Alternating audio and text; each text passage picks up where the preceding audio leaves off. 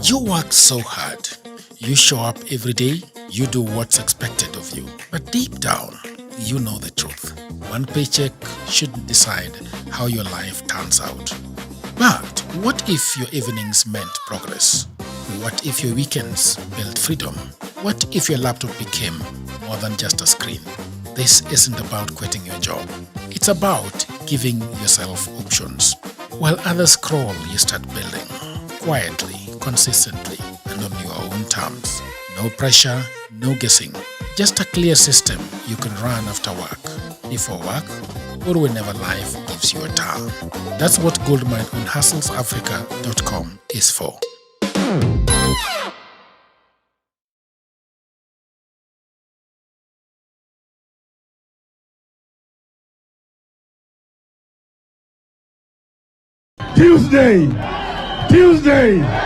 Tuesday.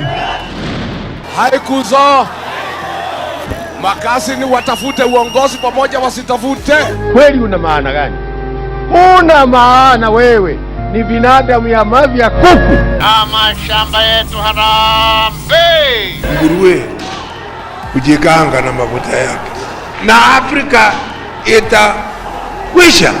Padani agosho ngai no mwega naende shode. Wakati hiyo ilikuwa ukisema ngwe ndani ngwe. Going to be a contest, as some have suggested, between reformers and non-reformers. Because as I've said, you cannot preach reform when, on the other hand, you cannot be trusted with public property. In fact, you are weakest when you take arms against a fellow Kenyan, because it shows you have taken leave of your own senses. Constitutional lawyer. I studied constitutional law at the university, and I want to tell you that you cannot trust this constitution with anybody better than a constitutional lawyer. The others who pretend, because sometimes you can read a constitution and fail to interpret it. But to sell you is ever the easiest mission I've ever faced in selling a politician in this country. Because qualification is zako, whether they like it or not. Doubt me or just do what you want. Qualification zako sina mwingine katika taifa letu. A humble man who is really a servant of this country. Your Excellency, mimi naona saa zingine tumerogwa kama wa Kenya. Alafu yule mrogi alichukua ile kifunguo akapeleka sijui akapeleka wapi. Because we have a vice president and who has worked under president. And yet you can see we are struggling to find a president to replace President Kibaki.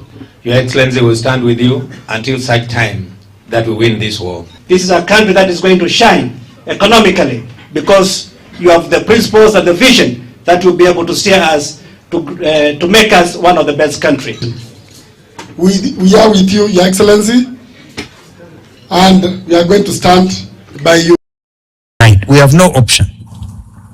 All of us who love this country so dearly, who have sacrificed so much that this country can be a true democracy, not a dictatorship, not a kleptocracy, not a gangster regime, not a gangsterism, which is what it is today.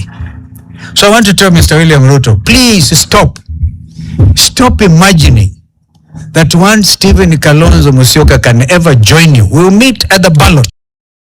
We want to see one team united as the people who believe that President William Ruto does not deserve a second term. We must preach the unity of the opposition, and it's a unity that is based on certain values, and I'm coming to that as our second agenda here today, is to try to build consensus amongst the leadership of the opposition as to what they view is important. All right. Hello there, people of the internet. My name is Rujagero, and this is Political Headache coming to you at 7:30 in the evening from the city of Glasses. Today is a very good Saturday evening. I'm in the studio with Mr. Oyo with his red beret. Thank Mr. Oyo, how are you doing? I'm good. Thank you for having me, Jagero. Yes. I remember when Boniface Mwangi was still very active at Power 254. I remember he was visited by the opposition leader from Uganda. You know him? Yeah. And it was a beautiful event. I don't know whether, and then you go to the Southern Africa and you see the EFF, right? He's also having a red beret. What is the idea around the red beret? I don't understand it at all. Please school us, me and the people of the internet. Yeah, first of all, if you are somebody who has met some things about politics, you'll realize that there's always a right wing and a left wing. So the left wing usually means that we want to change the system, a system that we feel that is not meeting our expectations, our aspirations. We want to change it. We want to upgrade it. We want to update it. Yes. So that is always what, when you see red, it means we want to change that system. Yeah, somebody has stepped on the red line. Yeah, we are now trying to get you to a point where we remove you and we get someone else in leadership. So that is why you see a lot of red berets. Yeah. It's because of that. It's an ideology about taking people further and further into a better kind of dispensation. Yeah, the other day there was a problem with you and Kitengela. I don't know. But before I get into that problem, I want to understand, who is Mr. Oyo? I mean, you want to change this country in what way? Is it Ruto that you want to change, or you want to change this country? Actually, for us, we are talking about total change. We are talking about sisi tukiongea winasema fagia wote. Okay. Because the issue is that you look at most of these people, a good number of them served under KANU, under Moi. And that means that these are just KANU people who have been here for a long time. Na ile mambo Moi alituambia KANU ita rule for 100 years. We want to break that before it gets to that 100 years. Because we don't see them giving us what we want. Okay. But the other issue is that we are saying that we need to get into what we call the boardroom of this country. All right. The boardroom of this country is actually the constitutional way. And if you look at what we have proposed is through Article 257, where 1 million Kenyans coming together actually call what the president was trying to tell us the other day, a national dialogue, but not a national dialogue where the president has called us. It is we who own the country. Okay. So it is we who do the national dialogue. You are an employee. So the president is an employee, the MPs are employees, the senators are employees, governors, those people are employees. Okay. It is us who own the country should come together and say this is what we want. Yeah. But so then take me back. Why is politics so important to you? I mean, I don't know. You look like my age. I'm not sure whether you're a bit younger or older. But what is your first shoulder rub with politics? Where are you coming from that makes you such a big politician without portfolio? You know, there was a time I went to some meeting, and getting into that forum, I was told that you have to be a candidate to be able to know what we are saying here. Sometime when I was in university. Okay. That was sometime in 2006 there. Okay. So I asked myself, what is this thing that they are saying that is politics, that they are trying to tell us is a secret that we don't know about? So I began to ask myself questions. And that is how we got into a situation where we are talking about politics, because we realized politics changes everything. Jagero, the person you are going to marry, wejua ni siasa.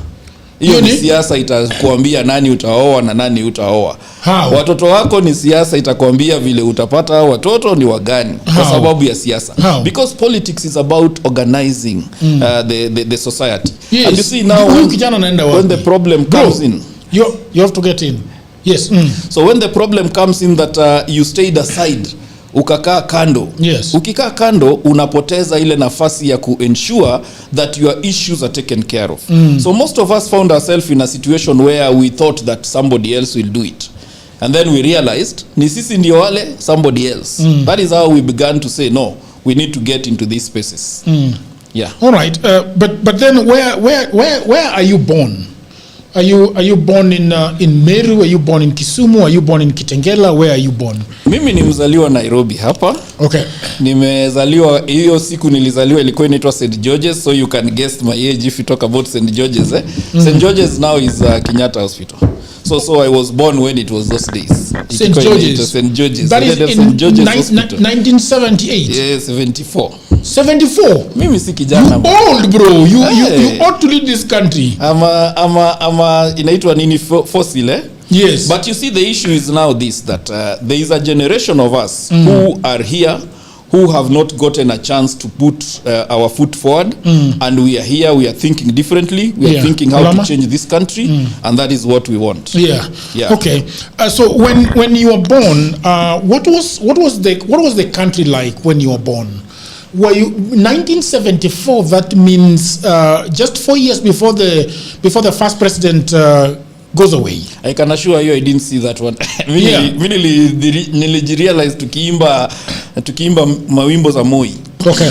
In fact, after 1982, 83, 84, that's when you realize now there is something called politics. Vita inapiganwa hapa. Okay. Because I think that's the time that these things of Mwakenya zikaanza kutokea. People are just being arrested. There are books that are being banned. Ukisoma kitabu unasikia umesoma sijui sedition. That is when we started to ask ourselves, what is going on in this place? Okay. Kwa nini tunahandwa kila mahali? Those were the days when you could hear TV kifunguliwa, Baba Moi mkulima namba moja, when there is anything to do with agriculture, when there is anything to do with sports, Baba Moi nini sportsman wa namba moja. Those are the days and then we came into 90s, and then now it hit us hard kwa sababu kulikuwa na structural adjustment programs ilikuja. That is the time now we realize hii serikali kumbe sio yetu, na watu wengi. That is when now some of us began tukaanza kukua woke kidogo. Yeah. Okay. The days of Moi, can you draw parallels of what we had during Moi and what we have now? What we have now is we are in a new dispensation, a new constitution. Everybody has, for me even voting for this constitution was everybody has a copy of it. Ukisoma Jagero, mimi nafungua yangu nasoma vile tunasomanga Biblia. Nasema hapana, hiyo Biblia haijasema hivyo, imesema hivi. The days of Moi, that constitution belonged to others. Sisi tulikuwa tunaisikia tu. Ukisema nini unaambiwa ni katiba. Unashindwa hiyo ni katiba gani? Kwa sababu wewe uioni. So those were the days when you find that you could do something and you could actually disappear completely. Hautapatikana tena, inakuwa hivyo. It was like 5 people sitting together. Mmoja wenyu ni kama ametumwa. Because at some time you could do a discussion na mnasikia mmekuja kubebwa. So mnashindwa nani alijua hii mambo ilienda aje. It was a very scary time to be there. Because a lot of people lost their lives. A lot of people disappeared. A lot of people we never saw where they went. But then people fought for this country, and you can see some of the fruits. Watu walipigana wakafanya section 2A ikatolewa, lakini ikishatolewa tena tukaanza mambo yetu, because we are Kenyans and so the political parties now became another issue, animals. So we got into a situation like that, but ikifika 2010 we have a new constitution. Now it gives us a bit of some space, but look at it, iko na space lakini tena vitu space imechukuliwa. So those are some of the things as we are saying that it is time now. Mimi Jagero, wewe na mwingine tukifika milioni 1, Free Kenya na propose a referendum on a 7-point agenda. Na hiyo 7-point agenda ni vitu za wananchi. So when I heard the president the other day talk about the national conversation, I'm like, this is something we have been proposing to Kenyans, sisi tufanye sisi wenyewe. President yeye anaweza angoje kwanza sisi tukifanya national conversation, tutamwambia kitu inaitwa job description yake. A lot of people draw parallels. Do you think that Ruto is Moi? I think if I see what Ruto is doing and what Moi is doing, there's some Moism in him. Okay. But I don't want to say that it is only him. It is the entire group that we have had as presidents. You know, people talk about Kenyan presidents and start saying ati kuna wale wali perform. I'll tell you something. If you put them in the ranking of presidential ninis across the world, hawa wetu wako chini bwana. Tuko na shida. we need to organize ourselves. And I heard Ruto talk about countries that we used to have, zile tulikuwa equals na wameenda wakafika world ingine. Sisi bado tuko huku. Guys are going to the moon and to the Mars. Sisi bado tuko hapa tunashindana hapa hivi kwa barabara. So it looks like Moi and Ruto there is some form of, ni kama tuko na katiba mpya lakini kuna vitu zimeng'olewa, kwa hiyo katiba haifanyi kazi vizuri. So we need to restructure it well so that we are going to have someone akikaa kwa ile kiti hata kama ni shetani. We have a way to make sure they are accountable and we have a way to remove them if we have to. But how can they be shetani and accountable at the same time? Shaitani means that the worst person you can have, Okay. That it ends up that you have the worst person in that seat. Like people are saying now, Ruto is one of the worst presidents you have ever had. Do you think Ruto is the one of the worst presidents you've ever had? I think he's the worst. Really? I think because Jagero, I don't remember in all my life here, I don't remember police holding guns and shooting at Kenyans, a number of magnitude of Kenyans. I know something happened in the days when kulikuwa na ile mambo ya KPU. Kenyatta shot 69. Kenyatta shot more than 100 in Kisumu. But this was people who are demanding something. They are telling you that hii kitu atuoni kama inatupeleka vizuri.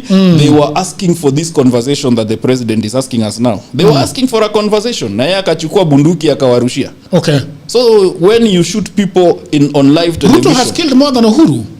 A lot. Because there is a lot of us who have disappeared in this country, Jagero. There are so many people who have been abducted. There are so many people that even the families are not talking because wamestuka. Can you tell me the anatomy of disappearances and abductions? Because every time you talk to the people of the government, people from government, they are telling you that people are abducting themselves.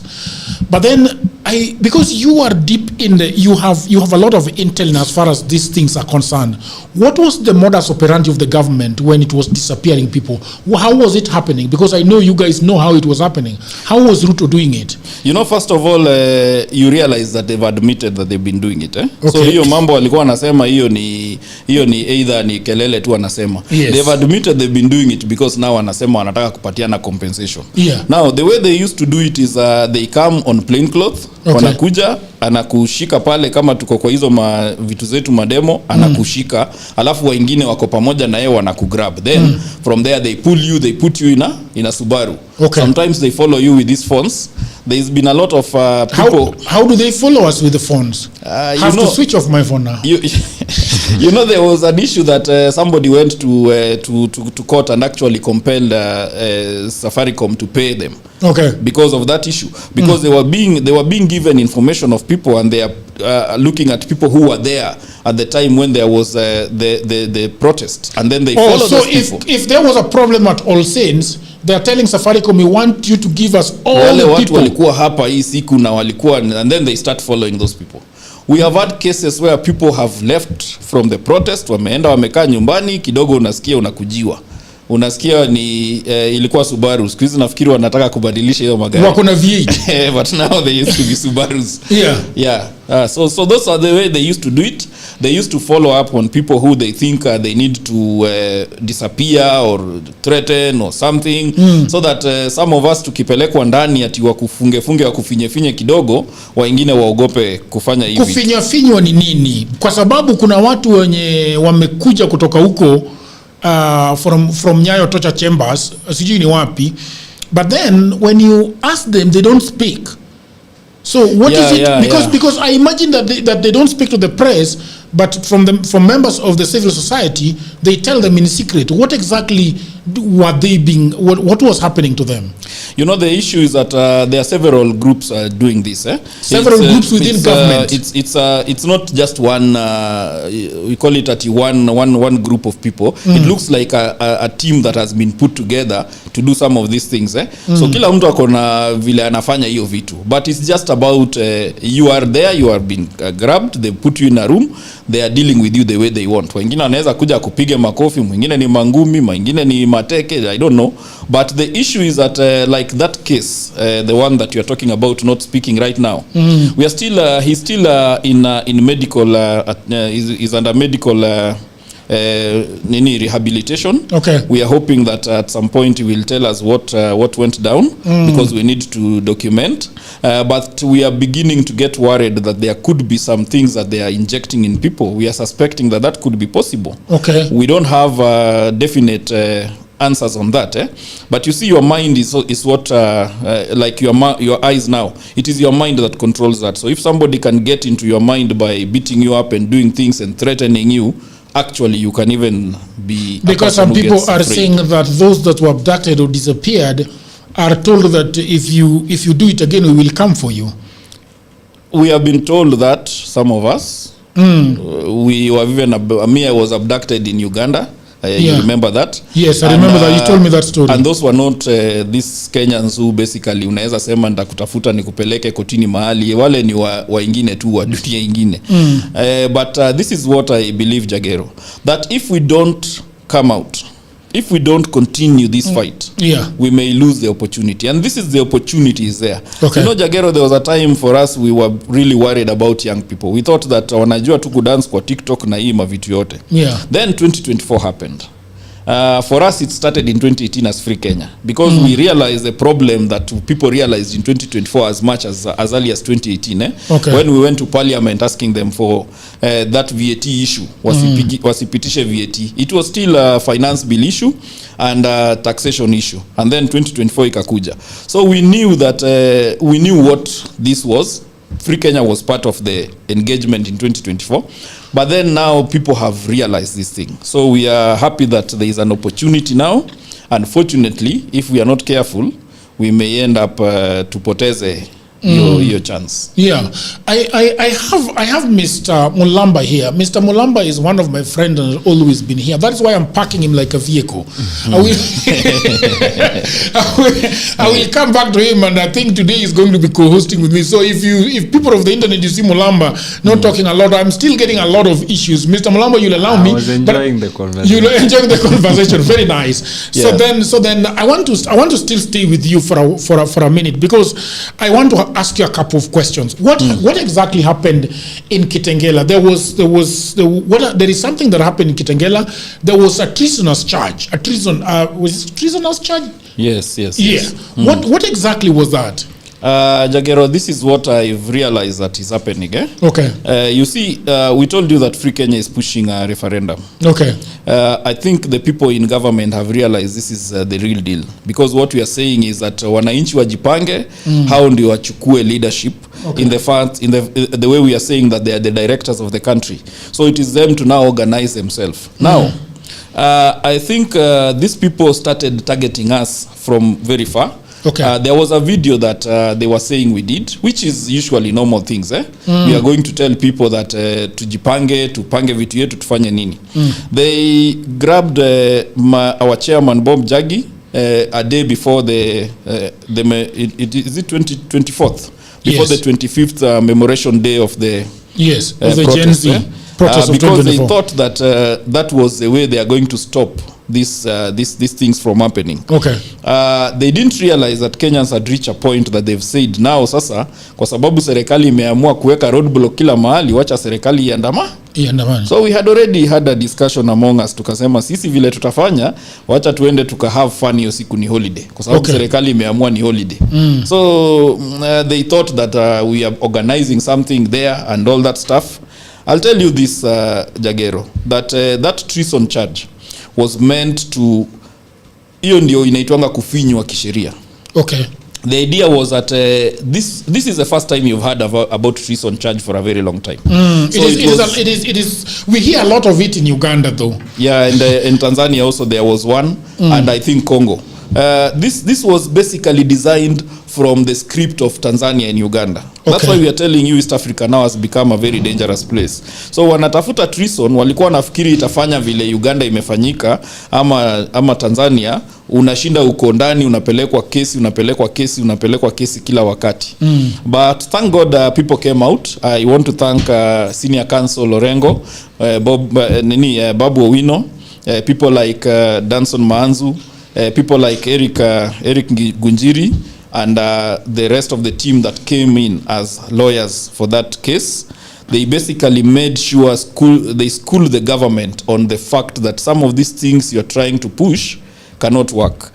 It is also the same thing with terrorism charges. And actually, it was Bob Njagi again who was charged with a terrorism charge first. Okay. In 2023, I think he's been the person who they used to test the waters and see if it can hold. I believe that they are not going to try that treason again because they realize that they need to organize themselves. If they want to talk about treason, you know, right now Jagero unaweza toka saa 6 uende pale town katikati useme nataka kutoa Ruto. It's not a crime. It's not a crime, right? There was a time if you dare that, utapotea. But now we have the constitution that gives you the right to say these things. So if somebody wants to charge you with treason, they really have to come down and organize themselves. Okay. Yeah. But it was dealt with. Thank God that Kenyans did not give up on anybody, on us, and on the leadership of Free Kenya, because there was a lot of cry and hue about that. I want you to tell me a little bit about Free Kenya, and when you're telling me about Free Kenya, I want to, because you start Free Kenya in 2018. Yeah. Correct. Yeah.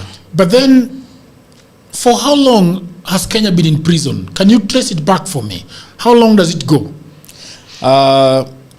It goes all the way to 1884, 1885 there.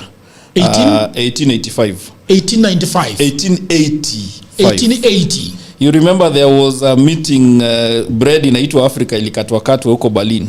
Yes. There is a Berlin meeting that every European powers agreed that huku ni kwangu, pale ni kwa ule, pale ni kwa ule. Yes. And if you look at the case of Kenya, I don't know if you remember about the question of Awori running was a vice president in Uganda. No, a vice president in Kenya, Mudi Awori. Yes. And Aggrey Awori was running for president in Uganda. Yes. They basically cut this Africa into halves. Hawakuwa wanataka kujua familia iko wapi. Lakini umeanza mbali sana. Now that is where we lost this country. Yeah, but skim it for me quickly. Yes, I get you. I want you to unaogopa history. No, you go history. I think everybody understands that we were not free from 1880. So, but then again, we have got a semblance of freedom in 1963. Yes. So I was thinking that you can start there and then skim it to 1963, where the rain started beating us. Actually, post 1963. Actually, in 1963, coming to 66 there, we could say that we had a government that would be, responsive to the issues of Kenya. Yeah. But then after that, wakakosana wale walikuwa kwa kiti, Jaramogi Oginga Odinga versus the first Kenyatta. Kenyatta one, huyu anaitwa Jomo Kenyatta. So when that happened, ikatokea vita fulani. Ile ilikuwa ni kama kuna Jaramogi alikuwa anataka kuweka chama ingine. Yes. And then Kenyatta came and basically just proscribed that party and basically said hakuna mambo ya chama ingine. That was a de jure kind of a situation. De facto actually. De facto in the sense that hakuna sheria inakuzuia kuweka chama, but hawezi weka chama kwa sababu serikali imekaza kamba. Yes. Ikifika 1982, vice president at that time was Kibaki. He was the one who proposed in parliament kwamba tuweke sheria Kenya ikuwe de jure ya kukua one party. Now that is Kibaki that will later be celebrated in 2002 president. Okay. So you can imagine the way these things have been going. So ikifika 1991, Hyena does not change its spot, right? That is what would later happen wakisema hakuna serikali ya pembe mbili. 1991 tukakuwa na ile mkutano ya Kasarani. Wale walikuwa wamesema wote wakasema hiyo section 2 istolewe. Moi akakuja akasema tunatoa section 2. Exactly. It was just Moi's decision basically. Hao wengine walikuwa wanapiga tukelele. So it was passed in that time and we got political parties now. You can have several, you can register parties.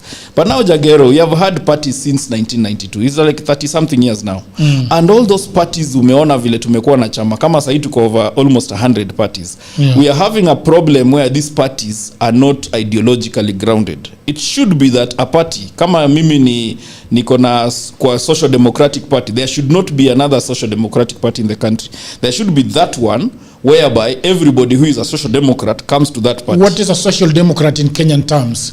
A social democrat would be somebody who says that we are pushing democracy and socialism in the sense that it's a democratic socialism kind of an arrangement. Okay. So it's not a full socialist, but it's a social democratic system that allows you to use the processes of democracy to push socialist kind of system. Okay. So that is a lot of parties say they are social democratic. I don't even know they understand that ideology. Kuna wale watakuwa conservative, kuna wale watakuwa utasikia wengine wakisema, unasikia Republican. Republicanism means mumeamua kufanya, munachukua watu kutoka kwa in a democratic process, muna elect watu, that kind of a thing. Hii ya Maraga ni gani? Hii ya Maraga ni ya Green Party. Green Party. Green is different from social democratic. It can be a social democratic Green Party. Okay. Whereby wanasukuma sana mambo ya environment. So for them it's an issue about the environment. These parties emerged in Europe in I think 1980s and 90s. So zimekuwa kubwa sana Green Parties. Oh, they are called Green Parties because they are pro climate change, pro global climate warming change, and so on and so forth. That kind of stuff. Na hii ya Boniface Mwangi ni gani ukweli? Now this is where we have a problem. Okay. A lot of our parties, if you ask them the ideology, they are going to take you around so many circles. Okay. You cannot even tell if it's a social democratic or not a social democratic. That's why Jagero, some of us are saying that enough is enough. As Free Kenya, we are saying we are going to go and look for people who are basically independent. Okay. Tuweke kwa uongozi ndio tuanze afresh because the political party architecture of this country was designed in parliament. Okay. Na ile parliament ukiona wale walikuwa wanafanya ile walikuwa bado ni watu wa chama. Alright. So they were basically designing something just the way they designed the recall clause. Ile inasemekana ni kama ukitaka kunivuta kazi pita hivi uende huko uongee na nani uende hivi ukuje hivi, you know, that kind of stuff where it will not work. Okay. So that is how even these political parties were structured. I want to ask you about UDA, ODM companies. and Jubilee. Which ones are these? I will struggle to tell you the difference because The all of them, ODM, Jubilee and all of them are pushing an ideology that is like an elitist kind of ideology. Okay. All of them are pushing. ODM talks about a social democratic party, but I've not seen ODM act a social democratic kind of ideals coming out. There was a time you could see this and that, but it was just ni kama vile unaweza eka maji ukieka maziwa kwa river. Okay. It was very little. It was very little. But UDA, they need to tell me what it is. Okay. Jubilee, again they need to tell me. Mimi nakumbuka tu wakiimba sana wakisema sijui Jubilee ati imefika mwaka ya sijui kubadilisha. I don't get it. Yeah. Okay then. So then here we are. We are trying to go into 2027 tukisema mwanzo mpya.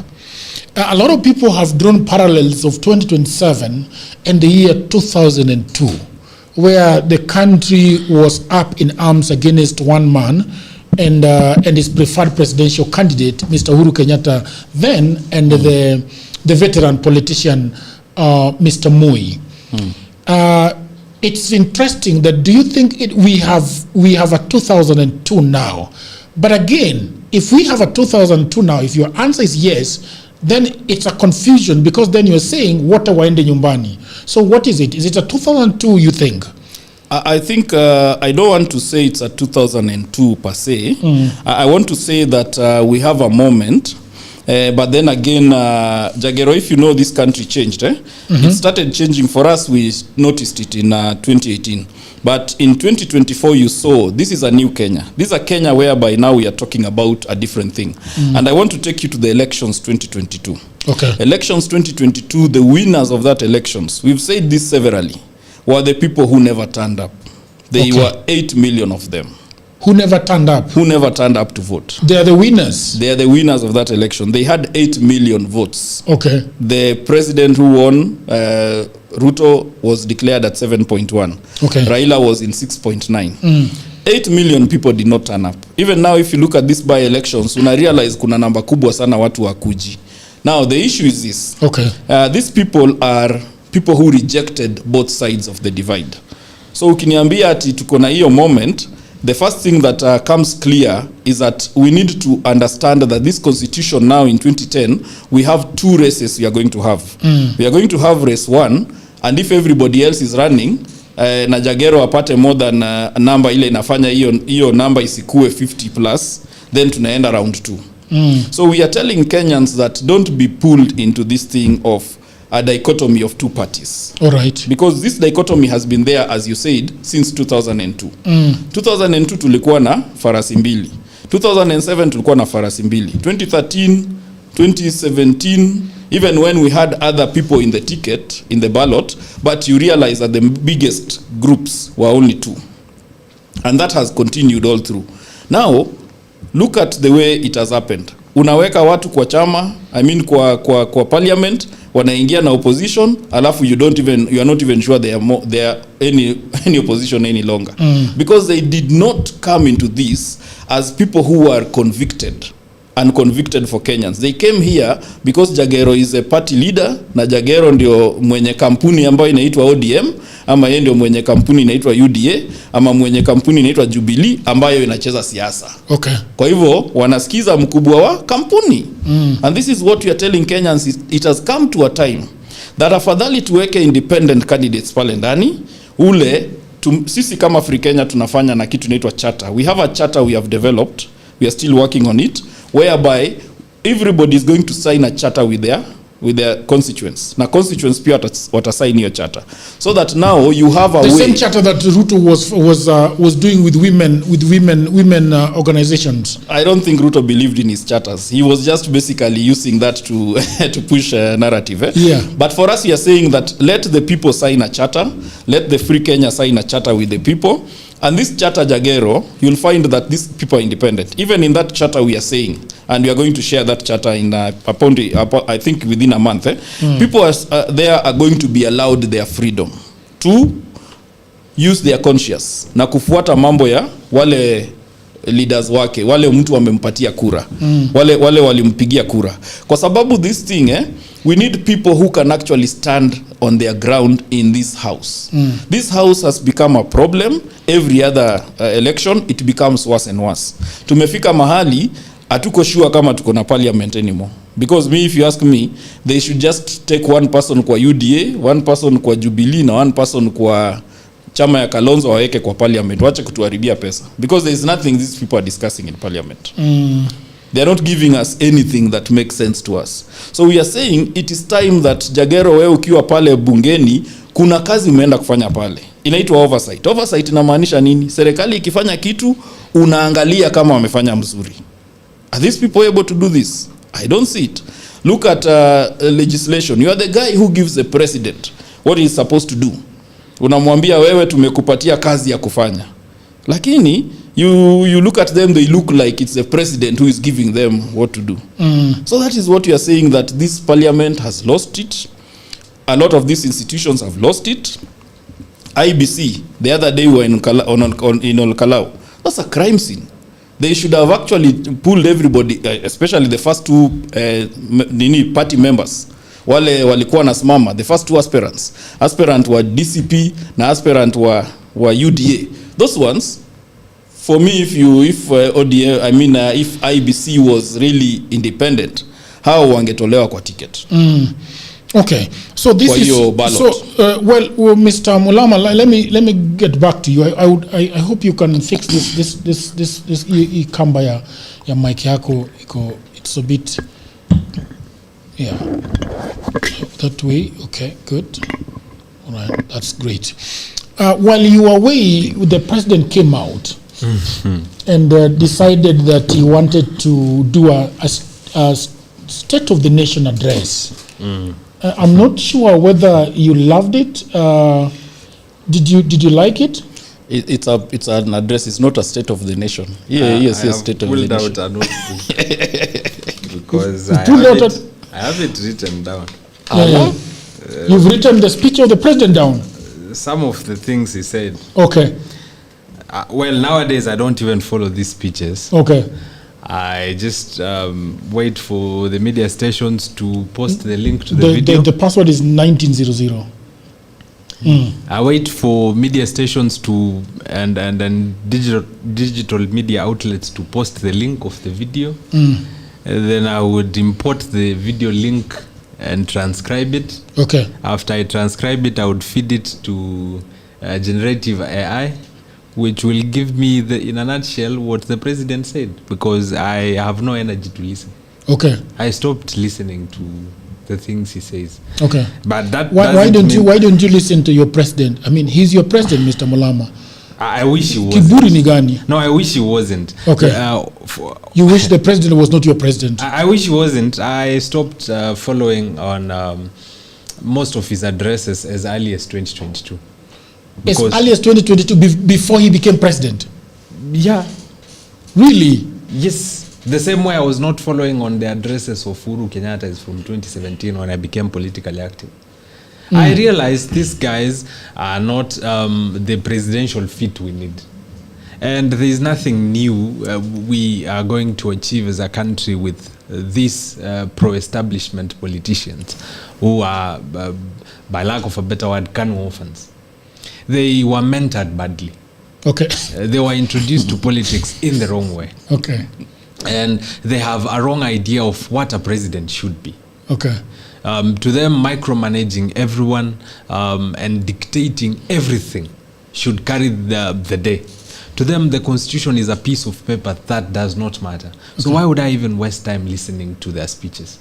I will get to understand what they said from other people, from social media posts, and by transcribing their entire speeches. I would do that in less than 10 minutes. Why would I waste 2 hours listening to a man rant about how he has a beautiful scorecard and there is nothing to show? So in his speech, William Ruto, sometimes I even lack the energy to call him president. Yeah. It is that bad. I want to, before you get into your notes, I want to, let's go before 2017. 2017, Uhuru Kenyatta, the dynamic duo, were in government.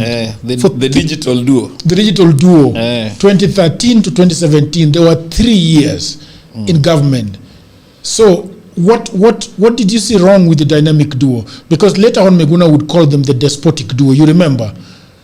So what exactly did you see that was wrong with them? Should I go? Yes. Well, one, Ruto is introduced into politics through YK92. Okay. An outfit that was renowned for political oppression, extortion, blackmail, and cracking down dissent. Okay.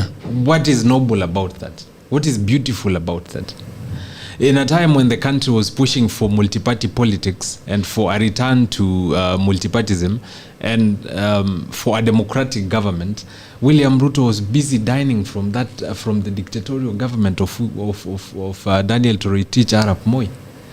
So to him, the likes of Raila, the likes of Orengo, Charles Rubia, Martin Shikuku were noisemakers. Why are you guys making noise and we are busy eating?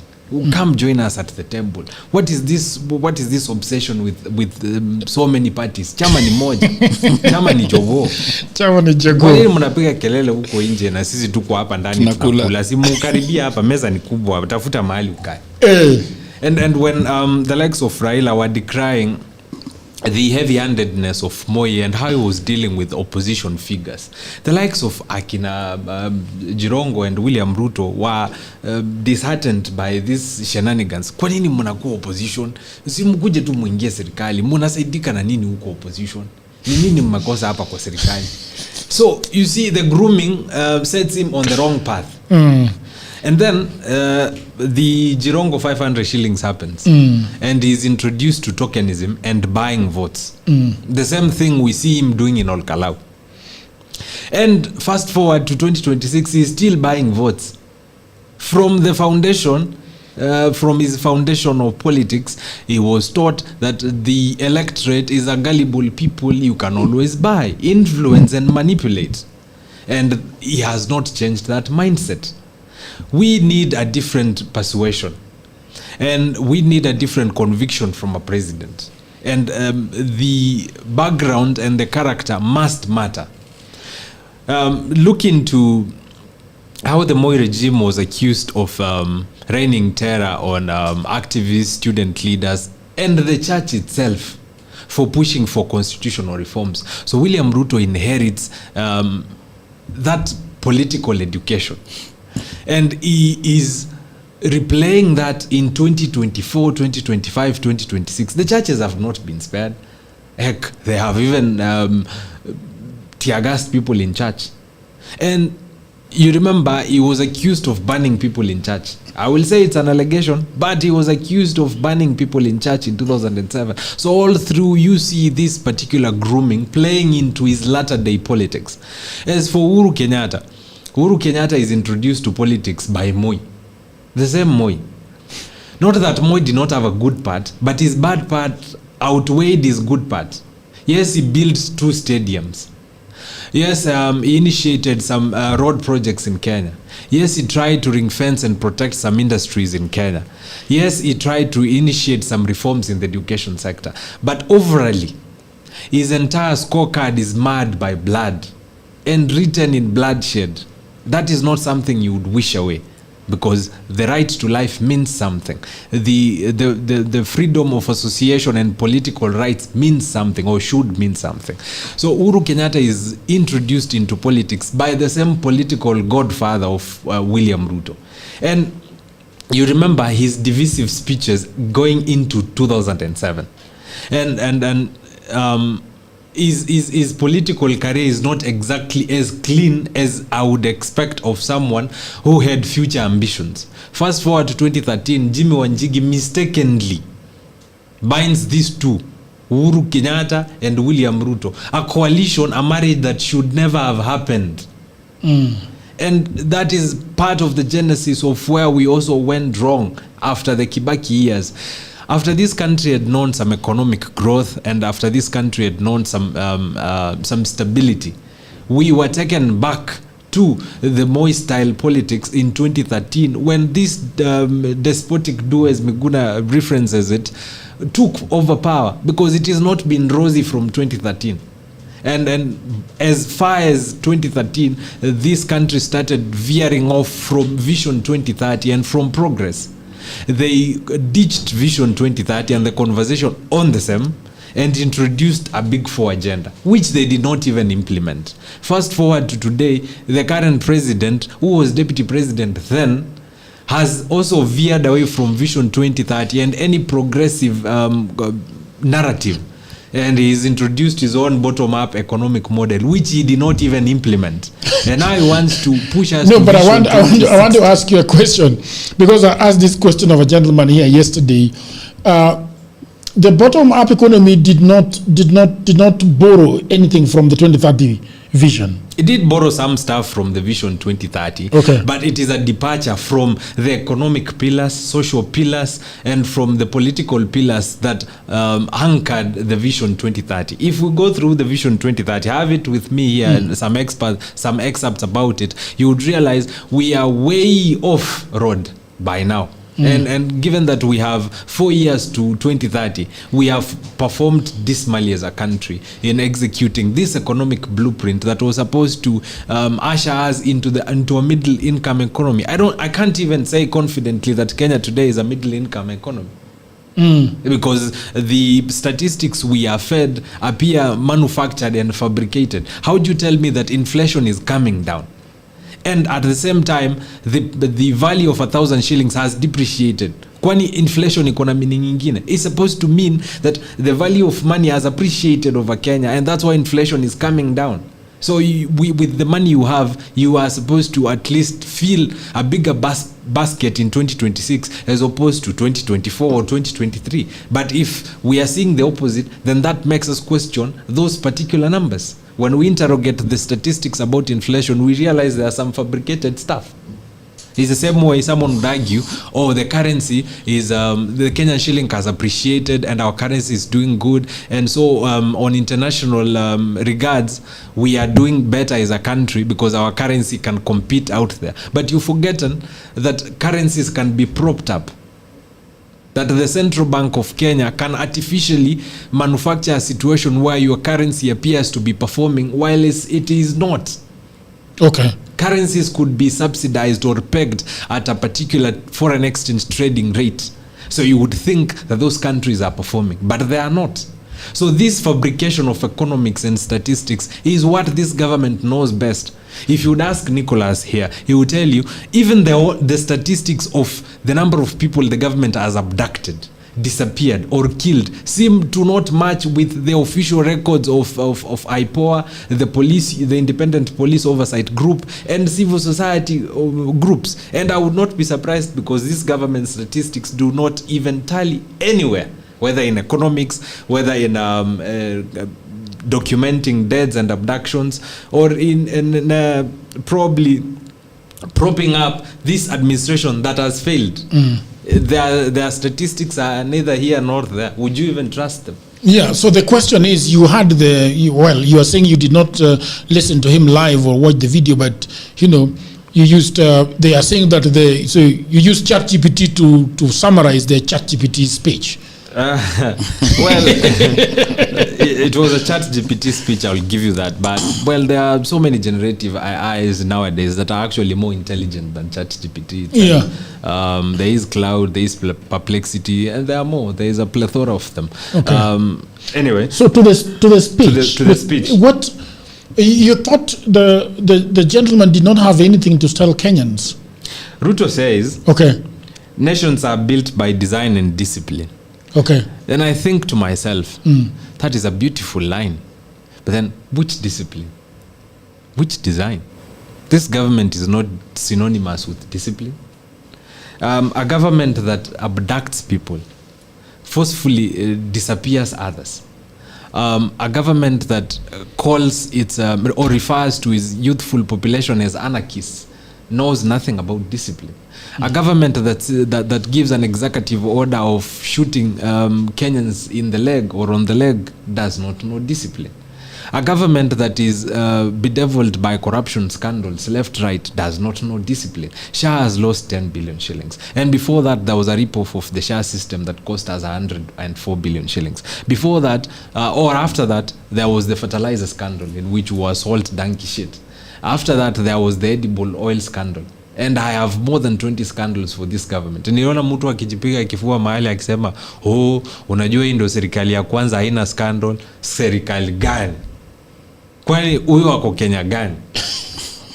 Kwa sababu hizi scandals zikifanyika, zinafanyika kila mtu akiona. Ama because aziko on the same magnitude as Goldenberg ama Anglo Leasing, people think that they are minor scandals. A scandal is a scandal. As to the second premise in his speech, he says Kenyans need to defend the Constitution of Kenya. Another beautiful line. And I felt like I should clap for President William Ruto for always knowing what to say, because he always gets it right with his speeches. Okay. But then you ask yourself, wait, this guy is saying we should defend the Constitution. Does he even believe in it? Did he even fight for it? When we said we needed a better constitution in 2010, he said, no, not this one, not this time, not now. When he gave an executive order in 2023 to domicile IPOA, which is an independent commission under the Ministry of Interior, was he right thinking? Is that the defense of the constitution or the bastardization of the same? When this president gives an order of shooting young people, whether to the leg, to the heart, to the hands, to the head, to the where, does he respect the right to life? Are we still speaking in the lines of defending that constitution? Because you could even die from a bullet to the leg. Rex Masai died from a bullet to the leg. As to his claim that we need to unite over political division, sounds noble, because anyone who is preaching harmony, of course, is a sensible fella. But then, that same sensible fella, who happens to be the president, called us treasonous criminals. Young people whose only crime was to voice our dissatisfaction with how he's running the country and decry a punitive finance bill. Those very young people who were patriotic enough to fight for a better country were labeled as treasonous criminals and anarchists for exercising a right in the same constitution he appears to now want to defend. Then his allies, including Duale, who's recently referred to the people of Mount Kenya as hyenas, Farah Maalim, who's now an ally of his, who said he would kill 5,000 Gen Zs a day given an opportunity, to Oscar Sudi, who says if the votes will not measure up or the votes will not add up, they will find a way to make sure the votes show up or add up, and Ruto must win. To the Tiati MP who said that he comes from a county that knows how to manufacture presidents to last 24 years. To the women rep from Northeastern who said that they must ensure that William Ruto wins, and if those numbers don't add up, they will ensure those numbers add up. And to his CS Interior, Murkomen, who preaches hate speech every other day, and his tongue is so sharp in dividing Kenyans. Do you then see the unity this government is preaching? Or do you see a government that is speaking or preaching water and drinking wine? As to his last statement on, his last statement as to what was important in that speech, because the rest were not important, he speaks about his track record. And this is the first time, as I've said before, I saw someone set his own exam, invigilate his own exam, mark his own exam, and award to himself marks as according to how he thinks he has performed. Have you ever seen that? So he says, according to him, his track record is stellar, his performance is immaculate, and it's beyond question, and that he has revitalized the economy of Kenya and he's put us on the right pedestal, and that Kenya is poised to become a first world country. Which first world? A country that is still struggling to provide free education to its citizens. A country that has a guesswork university funding model. A country whose universal health coverage is running on fumes. A country that cannot even pay its pending bills. And that country, he says, according to him, has turned around, and that universal health coverage is a success, and that SHA is the best thing that has happened to Kenya in a long time, and that the affordable housing program is a success courtesy of his administration, and he came up with a very brilliant way on how to implement and execute it. Then you remember that in executing this affordable housing program, Ruto had to introduce a new tax. Remember, Kenyans as of today have reached the pinnacle of taxation. We are tax fatigued by now. Then he introduces the housing levy and uses it to build houses. But when you interrogate the numbers and the figures, you realize this is another con game. Someone is out to milk us dry. How much has the housing levy raised by now? It is in its billions. How many housing units have been built by now? I think less than 200,000. How many are under construction? Less than 100,000. So if you do the costing, do you then see the mismatch between the amount of money this administration has collected in housing levy and the amounts that have been channeled to the affordable housing program itself? And then you also question the wisdom of building affordable houses in rural areas. I would expect if Ruto has run out of ideas on what to do with our housing levy, I think he needs to build schools. He needs to build more hospitals. He needs to build factories and industries. He needs to build houses for civil servants. Hata ajengea hao mapolisi jameni. And instead of thinking outside the box, he is fixated with building houses everywhere, so that he has monuments, so that he has some flashy projects that you would probably visit and do TikTok videos and take pictures with, because we know he is obsessed with optics. So he would rather build houses everywhere, including in rural areas where they are not even needed, so that he gets something to take photos with. But before he does that, he should remember that we are interrogating the numbers. We know how much is raised using our housing levy, and we know how much is spent so far, and we'll hold him to account with that record. Mr. Mr. Yu, it can't be that bad. It can't be that bad. Jagero, it's not good because what Mulama is saying is really something that he has gone into those statistics and you can see. But I'll tell you something. Those affordable housings were where some of our activists were actually tortured. Oh, really? Those affordable housings where they are not complete.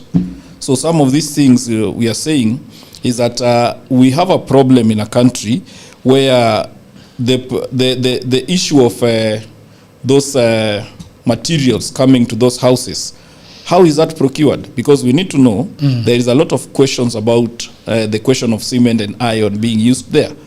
Those are things that we are going to interrogate. So the reality of the fact is this.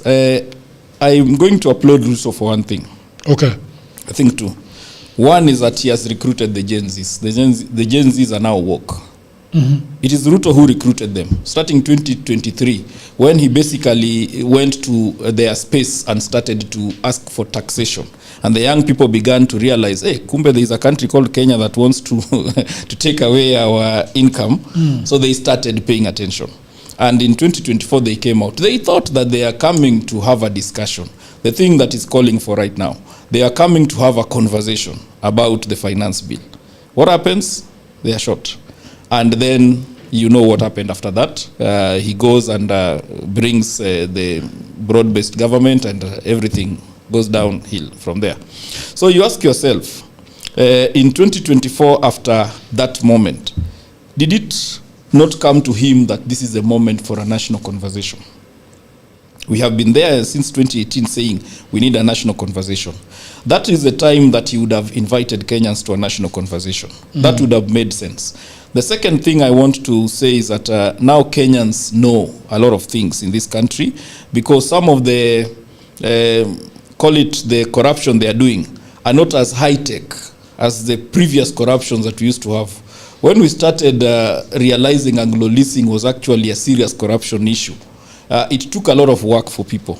People dug in, people went into government documents and what have you. But these guys don't seem to even care what we see. Because a lot of things, we just see them doing them and you begin to wonder. You go to parliament and you hear even MPs tell you that there was money being exchanged. I heard the other day Manzo talk about, it was Manzo, talk about 10 million being given to him. There's a clip like that. And this is a government that still stays and says that it is actually a government. So for me, it is a moment for us. It's an opportunity to unify the country. It's as bad as you're seeing it because now we have a new constitution. It should have been better because we have a new constitution. Yet, everything that used to happen during KANU in the 80s and the 90s and now during the other governments are still happening right now. So it's as bad as you're looking at it. It is not good. What do you think, Ruto? And I want to ask you this question too, Mr. Mulama, because when people come together and vote for a president, they have actually voted for that president. And they say that only a fool doesn't change his mind, and people have Damascus moments. In 2022, when Ruto was overwhelmingly supported by almost 7 million Kenyans, what do you think Ruto should have done? Assuming that he had this Damascus moment, assuming that he looked behind and said that, okay, my life has not been going on very well for since 1992 or 1997 when I'm elected to be an MP for the first time. What should Ruto have done? I think for me, that conversation he was having, and it's very unfortunate that Mulama has said it's probably an AI generated, but that conversation should have been that time. Okay. That was the moment he should have had that conversation, and that conversation would have lifted this country into a place where we can all discuss into it. But this is what we are saying, Jagero. We are saying that us as Free Kenya, we are saying that public participation now has to be done by the people themselves. Okay. So that some of these things called corruption, we always say all the time, if you were to go into a place that is very dirty and there is no light, the moment you switch on the light, though, you will see it's called vermins, running away, the rats and the cockroaches and everything taking off. So for us, we believe that when we put together the referendum that we are putting in place, we get one of those things called people's government, where we are going to have this public participation actually taken back to the people, so that the people are the ones who are going to say, we are looking at this thing and we don't think it fits. Okay. That is how corruption is going to go in this country. We must come in as Kenyans and basically take back our country. Yeah. So then, but without calling Kenyans in 2022, there is nothing that he could have done that could have made his tenure better, because now a lot of people are saying that it looks untenable. What should he have done? Ruto had a very serious promise called better. This is a bottoms up approach issue. If he had implemented even a third of that, some of the things that was said. Do you know there, what it was exactly? It was about lifting up the people from the lowest levels upwards. Yeah. To basically bring equality into the country, to basically ensure that people get a chance who did not get a chance, equality, inclusion, and all this stuff. If that is what he had done. But what was the formula of doing it? This was going to be very easy if he believed in what he was saying. Okay. Because you see, you are the leader. You are running a party called UDA, which had MPs in parliament. All you needed to do was to put together that vision now he was telling us the other day, and tell them that I want you to go in parliament and come up with laws that are going to help us implement this. Okay. And we do it. But now, those MPs were being used to siphon money. Yeah. I mean, where did Shah pass in parliament? In fact, if you tell me that an MP, I really suspect that person, because a lot of those things passed in parliament here. A lot of these things like NYS scandals passed in parliament. A lot of these scandals actually come through parliament. So you begin to ask yourself, what are these people doing there? What are they talking there? Mulama, what should Ruto have done? I mean, I know you did not vote for him. You never liked him since 2017. But he won the elections of 2022. What should he have done? One, he should have firmly dealt with corruption. Okay. But then how do I expect Ruto to deal with corruption when he's a chief priest? Becomes a bit difficult, right? It's a bit tricky. It's like fighting thieves and you are their mastermind. Okay. That's one. Two, I would have expected his administration to rethink how we raise revenue in this country. Okay. We have overdepended on taxes, and you've seen that his administration has continued the same legacy of taxation. Not that taxation is bad, but we've milked the same cow for far too long. How about we start discussing tourism? How can we revamp tourism? How can we net in more money from tourism? If it means it would take us creating artificial monuments, artificial tourism attraction sites, so as to net in more revenue from tourism. I mean, we should explore that option. I'm just giving an example of the Eiffel Tower in Paris. Yeah. It's a man-made tourist attraction, and it is credited for close to 25%, if I'm not wrong, of the revenue of France. Oh, really? Yes. Then we have this country that has natural tourism attraction sites. We have a country that has heritage sites. We have a country that has museums and so many attraction sites in Turkana, in the coastal region. We are blessed with fauna in this country and exotic wild animals, some of which are going extinct, by the way, including the white rhino. And the white giraffe, I guess. So he had an opportunity to paint Kenya as a tourist destination with the sole goal of netting revenue from tourism. Imagine, tourists are flocking to Rwanda, not Kenya. You remember, the president of Rwanda came up with a policy that invested in football clubs in England. Right now they have, I think, Aston Villa. And sponsored the them. shirt sponsor for Aston Villa is actually Visit Rwanda. Yes, and Arsenal. Before that, it was on the sleeve of Arsenal jersey. Yes, and they have also sponsored, I think, PSG. And they might as well sponsor some teams in the NBA. And these sponsorships come with a return on investment. Imagine tourists are going to Rwanda. I don't even know what they are going to see there instead of coming to Kenya. Yeah, the only thing I know they are seeing there is the chimpanzees and the gorillas. There is nothing much. And of course, the genocide that happened in 2024, they have a serious museum there. Yeah. One of the things that we don't take chance to look at is museums. Yeah. We have a memorial here for the 1997 bombing of the US Embassy. We should start with that. We have tourism attraction sites in the Rift Valley. The is it Hell's Gate or Hell's Kitchen? Hell's Gate. The Rift Valley. The Rift Valley itself is a tourism attraction site. Yeah. We have Mount Kenya, where the flag, the independence flag was planted on, and the mountain by which Kenya is named. We have the sandy beaches in the coast. And our tourism attractions cannot even run out. We have flamingos in Nakuru, and the list goes on. So if I was Ruto, do you realize that only 3 million people are the ones who are paying this pay as you earn? They are the ones who are in official jobs. Yes. So basically, what you have is 25 million people, and only 3 million of those are actually supporting the country. Okay. So one of the things that he should have come up to do is to ensure that he expands the job market, creates a situation where people can now begin to pay taxes. Okay. From 3 million to about, say, 9 million. How would our taxation collection look like? Then you could have money to do some of these things. So one of the things that we fail to do is industries. And this is what even the Bible says, that you should not eat if you don't produce. Yeah. So even us, we are not producing anything. We are a market. We are basically a supermarket. And it has become worse. You asked me about 1990. In 1990, if you walked on the road, Jagero, you would see every vehicle has a local, like it's from the local manufacturer. Basically assembled in Kenya.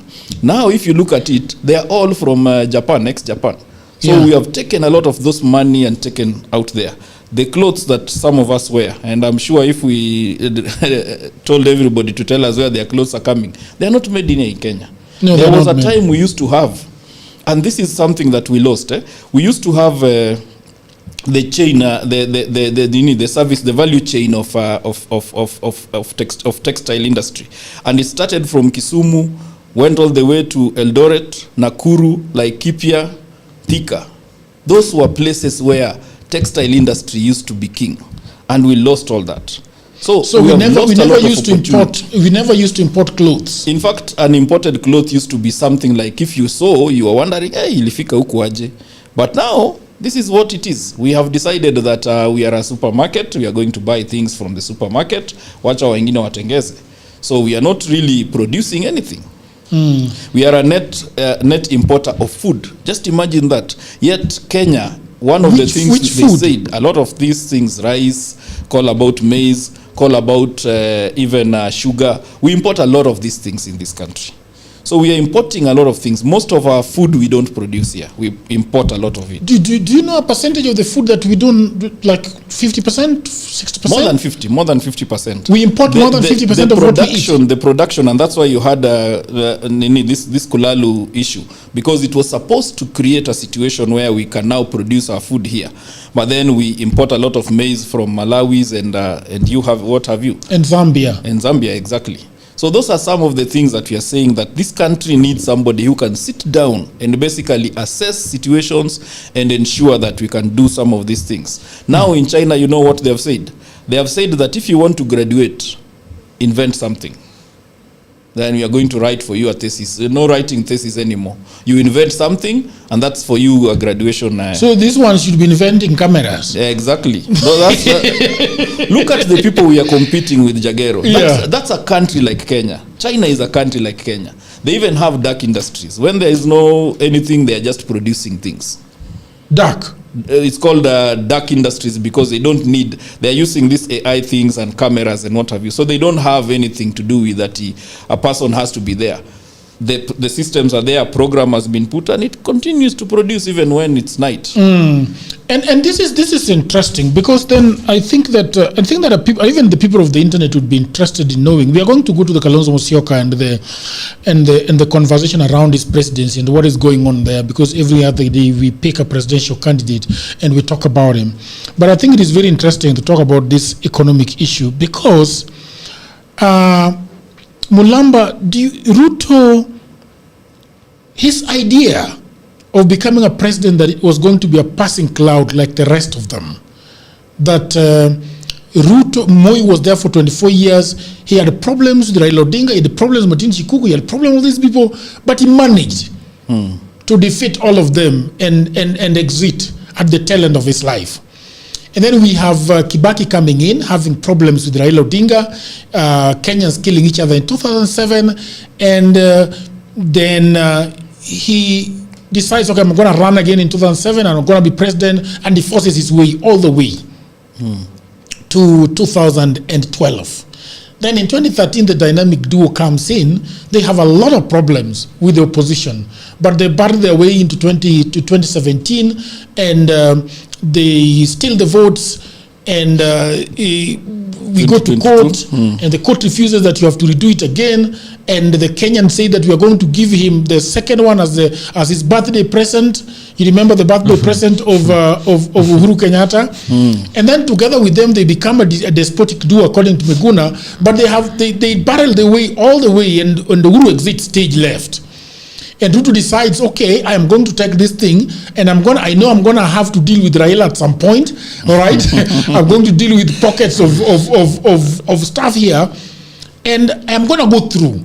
I am hoping that I'm going to galvanize the country around me, whatever I can do, so that I face 2027, all right? Try to wrestle it back from whoever wants to take it from me, and then go all the way to 2032, right? That is his idea. But then what do you think what does he miss? Because now for the first time, I think that the president is having a lot of noise. Like I was there in 2002. I saw the problem with Kibaki and Raila Odinga all the way to 2007. I saw Ruto joining the bandwagon of Raila, and they fought and fought, but they always found a way. I'll tell you what's been missing. Okay, is an independent parliament. That is one of the places that we are having a problem with, because you see, like Jubilee, for instance, if we had a parliament that basically tells the president that now us in parliament, we are doing our job the way we are supposed to do.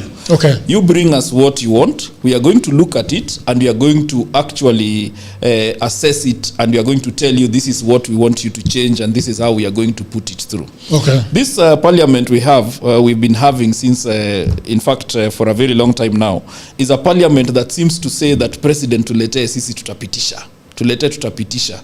Some of them, they are always sleeping, but when you mention, you say Raila Odinga, some people wake up. You say Kalonzo Musyoka, some people now begin to pay attention. You say William Ruto, they begin to pay attention. That is the problem we have. If these people had been working, even I've said, even if you have a president who has questions, you will end up in a situation that the parliament has checked him and forced him to do some of the things he's supposed to do. Okay. But now we have one that seems to be sleeping on the job and sleeps all the time. I would take a different approach.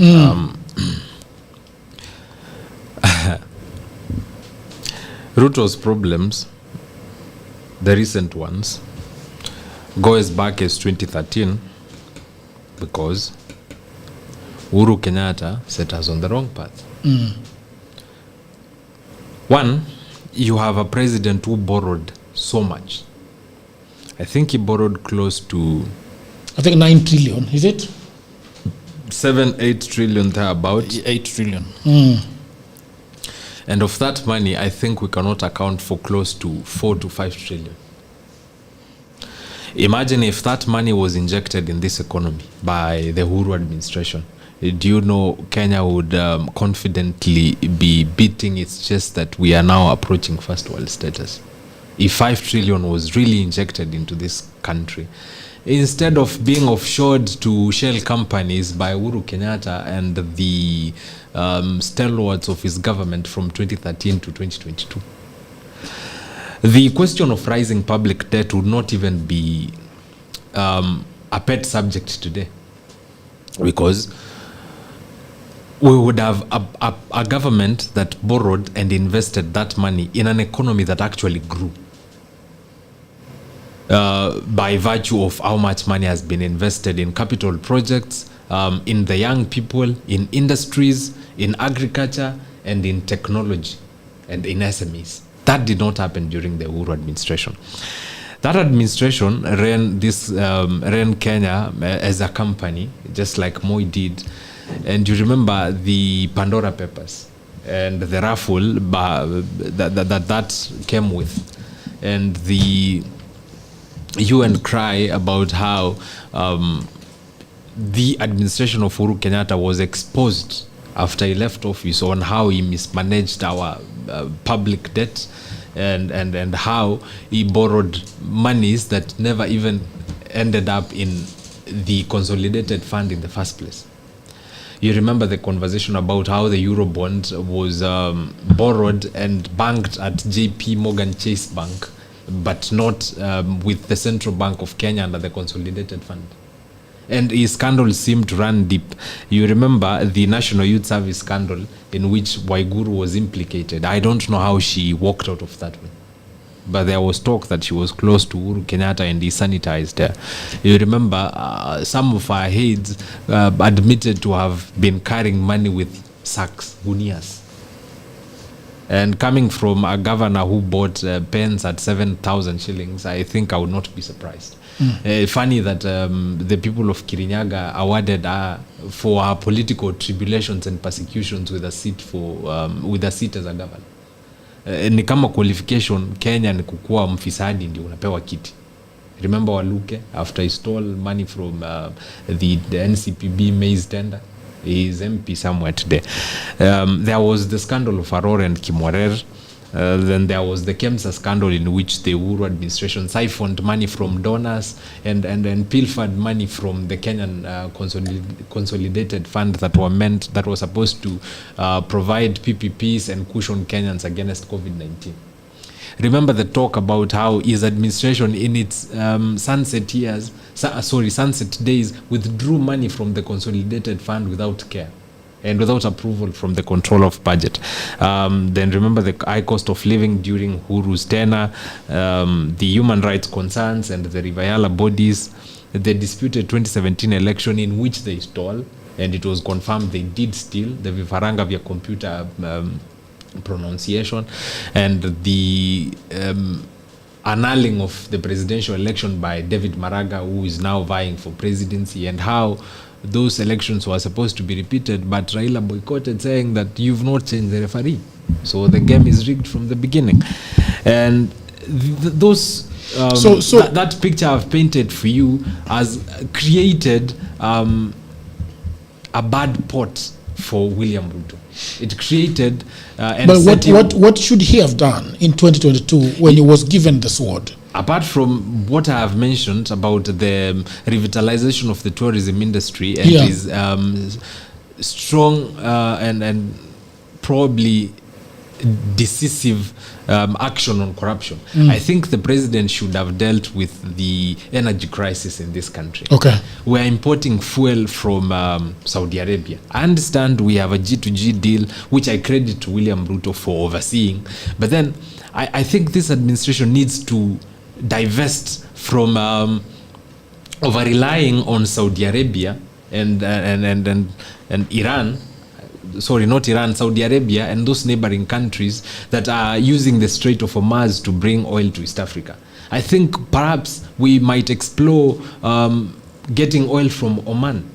Okay. Because if we get oil from Oman, we do not get to use the Strait of Hormuz, which has been a major, which has been in conflict for some time. That transport corridor is in conflict, just as the Suez, not the Suez, the Bab el Mandeb Strait, somewhere around the Red Sea. where Somalia borders with I think Yemen, and down that strait that has been riddled with pirates, and it makes it economically unviable to transport oil through the Red Sea and through the Bab el Mandeb Strait. I want to go to the issue of Kalonzo Musyoka. No, before we get to that, let me land this point. Okay. So apart from getting an alternative source for fuel in this country, I think the president should be proactive in engaging Kenyans about the oil we have in Turkana. We need to know if that exploration in Turkana and the drilling of oil in Turkana and the excavation of the same is viable, and if it will lead to some revenue getting into the Kenyan market, because so far we've not netted any revenue from the mining in Turkana, the oil mining in Turkana. And we needed the president to also drive the conversation about green energy in this country. And given that we have some of the highest geothermal deposits in this country, and we could use wind power and geothermal energy combined to produce electricity for this country, and power that is cheaper. Imagine electricity in Ethiopia is cheaper, and we have to import from electricity from Ethiopia and from Tanzania. It means we have not got any trade. So I needed him to fill that gap, to at least set us on a different path energy-wise. Okay. And I also needed him to rethink the question of food security and agriculture. Okay. I needed him to take some time to audit irrigation schemes in Kenya. We have to go to the Kalonzo Musyoka. Oh yeah, we have to. We have to go to the Kalonzo Musyoka. I want us to play the Gachagua warning Kalonzo Musyoka that they need to wachunge chama yao na wakimbie. You have that video. Mr. Asti, you got that video ready? Yeah, let's play that video, because I want to talk to us about the opposition and what is going on, because that is the route through which a lot of people think that Ruto can actually go home. So we have the freedom, the way you guys think, and then we have Kalonzo and Co. You have the video? Tuheshimiane. Kila mtu auza chama yake. Mambo ati tukuachie ukiwa nani? How? Sisi tunangangana usiku na mchana. Tunafanya kazi ya kumobilize, kuongea na wananchi, kuwatetea. Ati ufikiria ati tutaketi pahali kwa hoteli. Ati wewe chukua hii asijui. Hakuna. Sisi nakaa kama mawe. So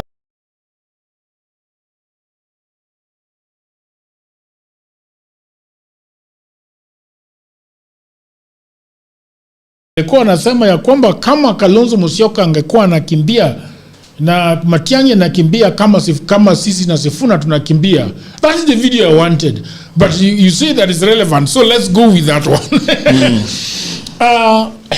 Kalonzo Musyoka has been serving this country. All right, there is a place that President Ruto hammers him a lot about 50 years without building a road to his place. Right? We have that video.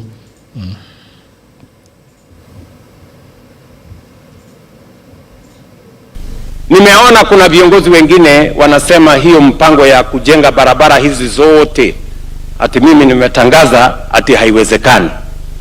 Mimi nataka niwaambie wale, nyinyi ndio hamuwezi, lakini sisi tunaweza. Tunaweza ama hatuwezi? Tunaweza ama hatuwezi? Na sio shida si wao, shida ni mpango hawana. Sasa mimi nataka nikuulize mtu wa Kiambu, wewe sasa kama unangojea mtu akuje akupangie barabara ya kwenda kwako, kwa sababu barabara ya kwenda kwako bado ni vumbi na bado ni ya matope, unamngojea akuja akupangie yeye mwenyewe, huyo ambaye unamngojea yeye mwenyewe amekuwa kwa uongozi miaka 50. Barabara ya kwenda kwake ni ya vumbi na matope. Atatoa wapi akili? Kama amekosa akili ya kupanga barabara ya kwenda kwake, atatoa wapi akili ya kupanga barabara ya kwenda kwako? Ndio mnaona wanasema ati haiwezekani, because they have never planned anything. Okay, so Mr. Uyo, United Opposition is seemingly not interested in Kalonzo Musyoka because if vuguvugu ya Sifuna, I think you are also in that vuguvugu. Yeah, yes and no. We always come in and come out because we want our independence, our freedom. Maji. Pen. No, I don't have a pen. Yes. So, first of all, I think Kalonzo is one of those leaders, I would say, that lost an opportunity, a very serious opportunity before. Kalonzo started his politics in 1985, I believe. 1985? I was 2 years old. Somewhere there about. And was introduced to parliament and became an MP and has been in several ministries. But one striking issue that you realize is that when Kalonzo served as a minister, as a vice president and a minister for, I think this was something to do with prisons. I think the ministry at that time was, I don't remember the ministry itself. Home Affairs. Home Affairs, yes. And he was in charge of prisons. The same time, Moody served on the same ministry. And we all remember Moody Hoppers. Yes. We don't remember anything Kalonzo did in those places. So those are first of the things that you look at. You begin to ask yourself, seriously, iko shida hapa? That's why maybe Kenyans don't seem to trust him. But I'll tell you a political question that Kalonzo would have been president by now. Okay. 2007 happens. We have the previous constitution. That constitution said that if you vote no confidence on the president in parliament, he loses power. That's why there was a lot of fight, push and pull. Moi used to make sure he makes his people elected so that he knows he has an MP who are going to protect his presidency. So Raila Odinga gets numbers in parliament. All he needed was somebody to support him to send Kibaki home under that constitution. Kalonzo should have been that person. Okay. If Kalonzo was aggressive enough, that is the point that you would have approached Raila Odinga and said, mzee fanya hivi. Wewe 2012 usisimame, mimi nikupatie hii 27. Tukienda bungeni, nikuweke ndani na tumalize hii mambo. You get the point, eh? So that is where you find a Kalonzo who does not seem to understand to see opportunities. You've been put in a ministry. It is important that it happens that people will remember you for something in that ministry. Even Ruto will remember him in the Ministry of Agriculture because of maize scandal. But I'm not encouraging that one. Yeah. But I'm saying that you need to have a situation where people can say that this guy has served in this ministry. We have seen this outcome because he was there in this ministry. He has served in several of them, I think more than 10 by now. And you begin to wonder, really, where is his what you call the footprint, the leadership footprint in those positions he's been in? So you ask yourself. The other issue is in parliament. How many bills that you can say came from Kalonzo? I remember one thing that being kind to him, 24-hour economy. I remember that one in one of his manifestos. But he doesn't seem to be pushing that issue. It should be that we know, tukisema 24 economy, tunasema Kalonzo. You get the point, eh? So I keep asking myself, why is it that he seems to be playing hapa katikati? Mbona hakuna ile kusema mimi hii kitu na believe na nitafanya na hata mtake nini, this is me. So that is where the opposition seems not to trust him, because even the entire country, the young people now coming out is like, ai ujamaa tuko sure anajua kukanyaga hii kazi. So what do you think is sort of the fear that the opposition has right now?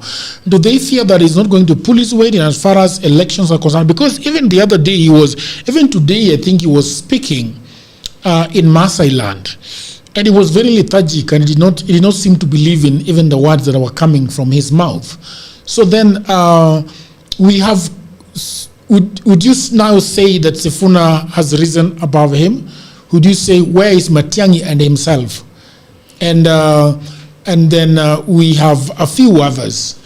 And because now it also looks like Gachagua wants to pick, to give his numbers to the strongest. What is going on? Why? Because when you listen to a lot of people from around have always preferred Kalonzo Musyoka. But that song is slowly dying, and they're not speaking so much about Kalonzo Musyoka right now. They're sort of tending towards Sifuna, but they're just wondering, okay, if Sifuna comes to the picture, how does this work? I think for me, Sifuna is, and I will probably give him an advice. I hope he is watching the show. I will tell him, don't try to do a political party. Don't do a political party. Movement. Come with the movement, because the young people talked about something called partyless in 2024. Okay. Because these political parties seem to create a situation where mtu akiingia pale analeta shida. I think that is where Kalonzo has lost it, because most of his engagement has been through the parties, and especially now when he took ODM Kenya. You remember ODM Kenya at that point, and it became Wiper. And now it's Wiper. It used to be Wiper Democratic Party. Now it's Wiper Democratic Front or something like that. So you find that you cannot really recall anything that Wiper has done. Yet Sifuna, being in Senate for that period that he's been there, people recall that there was even some governors who take off when they are going to meet Sifuna in Senate, because they are going to be asked tough questions.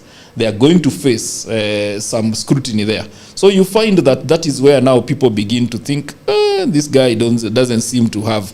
He's too not hot and cold. He's playing in the middle there, lukewarm. He's very lukewarm, and that means that other people have come out and seem to be showing more kind of capacity to engage and to do things and to basically take a position. For me, Kalonzo is a person who doesn't seem to be ready to take a position. I don't see that with him. Raila Odinga, you remember, used to come out and say, tunaenda, tunafanya BBI, tunafanya Okoa Kenya, tunafanya nini. You get, there was always something that he was coming up with. And you will always be asking, even the government itself would be asking, sasa ni nini anachorea? But they don't say that about Kalonzo. So for me, that is where he's lost his but when you tell Sifuna to come as a movement, how is he going to be on the ballot with a movement? You can run as an independent. Yes. So one of the things that this country. I see. That's what you're talking about. Exactly. We need to have a situation where we have a president who belongs to the people of Kenya, not to certain people who funded the party or to certain people who basically created that party of his. Because you get a situation where a person who is aligned to the people will always follow the people's path. Now that is one of the things that I hope that Sifuna will see. The moment he goes into a party, you'll notice that numbers will begin to be a problem. What do you mean by numbers will begin to be a problem? People will begin to feel that he's taking us the same path that is normal. This is what I think, Jagero. It is an opportunity for leadership to be innovative right now. It's an opportunity to invent the new Kenya. And this is where maybe Kenyans are thinking that Sifuna is doing it, while Kalonzo seems to be telling us the usual thing. Kama Brazil imekuwa ikivaa jazi ya yellow throughout, Kalonzo looks like he's telling us the yellow is just okay. You get the point, eh? Yeah. That's the kind of thing that... Yeah, Mulamba, you've been writing a lot. I mean, this is your tribesman. And I am preparing. I was preparing. He was preparing bombs. This is your tribesman. It doesn't even excite me that Kalonzo is Kamba, by the way. It doesn't, because I think I disengaged from tribalism a long time ago. I don't think it's even in my DNA to discriminate people based on their tribes or to admire leadership. Let me say admire lukewarm leadership or mediocre leadership just because it comes from my tribe. It is very okay to admire leaders from your own tribe who are charismatic, who are inspiring, who are transformational, who are forward thinking. But then how would you even start to admire Kalonzo? Save for his record as a diplomat and his peace-loving nature, which is commendable. What else is there to praise? What else is there to admire? Let me give you a small history about Kalonzo, a short one. Then you'll realize why some of us, even though we come from the same tribe, are far removed from exalting him or from glorifying his political career, because there isn't much for someone who's been in politics for more than 40 years. And I'm not trying to belittle him just because William Ruto said it. I have had my reservations about Kalonzo for a very long time, and I have spoken about them confidently, not once, not twice, not thrice. One, Kalonzo gets elected as MP in 1985 through a by-election. He was mentored by the then Chief Justice. I don't know if he was still the Chief Justice or he was retired, Kitili Mwendwa, who hails from Kitui. So Kalonzo is elected as MP for Kitui North. He had previously contested in that election and came second. So when the incumbent passed away 2 years later, Kalonzo found himself as the sitting MP by way of a by-election. In 1988, he was re-elected through the Mlolongo system as an MP. By 1986, he was an assistant minister for works. 1986? He was an assistant minister for works, housing, and physical planning. In 1988... These works do not include roads. That includes roads? I think it does include roads. As from 1988 to 2002, he was the organizing secretary for KANU. 1988 to 2002. So when Raila and co are in the gutters, in the ditches, yes, he's an organizing secretary. Yes, he is among the high flying lieutenants of Moi.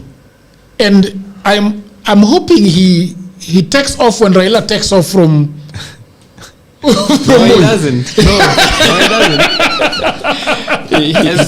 He took time before he joined the other people. As from 1992 to 1998, he was the deputy speaker in parliament. As early as 1992. That tells you he was an insider in KANU. He was not a passing cloud, and you would not dismiss him. And he was that close to Moi. And by the way, he was introduced to Moi by Bishop David Kalua, who is the father to the ecopreneur and the renowned environmentalist, Dr. Isaac Peter Kalua, the founder of GTAP and Green Africa Foundation. He has a record as a minister. I told you he was an assistant minister for works, housing, and physical planning as from 1988. I don't remember as to which year. As from 1986, sorry. There is no record that he instituted a housing policy. Zero. There is no record that he pushed a conversation on national infrastructure. Zero. You would argue he was an assistant minister, so he wasn't as powerful. So now let's get to ministries that he actually controlled as the minister. He was the foreign affairs minister as from 1993 to 1998. There's a record here because... For 5 years? Yes. There's a record here because he helped birth the Republic of South Sudan. His immaculate skills as a diplomat and as a foreign affairs expert led to the peace accord in South Sudan that later formed government. And he was also involved in the negotiations for peace in Somalia, now as foreign affairs minister under Kibaki. That is later on. So he has a record as a diplomat and as a foreign affairs expert. As a minister for education. Which year? I'll get to the year. Human resource development. In 1990, this is 1998 to 1999. This only lasted for a year, but it's still enough to come up with something. There is no record of progress or any education policy that he appeared to champion for when he was a minister for education. So he has served in the same ministry as Matiang'i. As a minister for tourism and ICT, back then it was referred to as information. This is I did not get the year right, but he was a minister for tourism and ICT. I have not found any record of probably notable things, notable achievements in his tenure as a minister for tourism and ICT. If there is any, I think I continue digging. But as to this moment, I have not found anything. He was then a minister for environment, I think, under Kibaki, and a minister for foreign affairs. And I think it goes without saying that at this point, you realize there is nothing substantial or outstanding he has achieved as a minister for these years. I don't want to get to the conversation about building a jail or a prison or something, because that is usually probably most times referenced in a way to belittle his efforts, because it appears that is the only thing that came to his mind. But some people argue that Kalonzo was being minimalistic or probably conservative. He did not want to rattle feathers. He did not want to. He did not want to shine his mask to outshine his mask. He was not a tribalist who was obsessed with taking projects to his backyard. But then, if you would argue that way, then we would put into question his record elsewhere, because he was not a minister for environment, Home Affairs, assistant minister for works and planning for the Kitui district. He was a minister for the entire country. Show us a record of what he achieved in Rift Valley. Because you're saying he was not a tribalist, so he was not disadvantaging the rest of the country so as to develop his home ground. So is there a record of positive policies, projects that he initiated elsewhere as a minister, so that then that would salvage his otherwise not so stellar record? He was an insider in Kanu. And unfortunately, he's been a fence-sitter from as early as 1988. As I've told you, he did not confront Moi. He was a child of the system. He was not interested in reform. He was not interested in multi-party politics. He was not interested in a push for a better constitution in the 90s. He was not interested in the rights for trade unions and proper remuneration for those in public service when he was an insider in Kanu. He was comfortable with dining from the table and keeping his mouth shut. So then in 1992, when Kinajirongo and Ruto are coming into government, they find him there.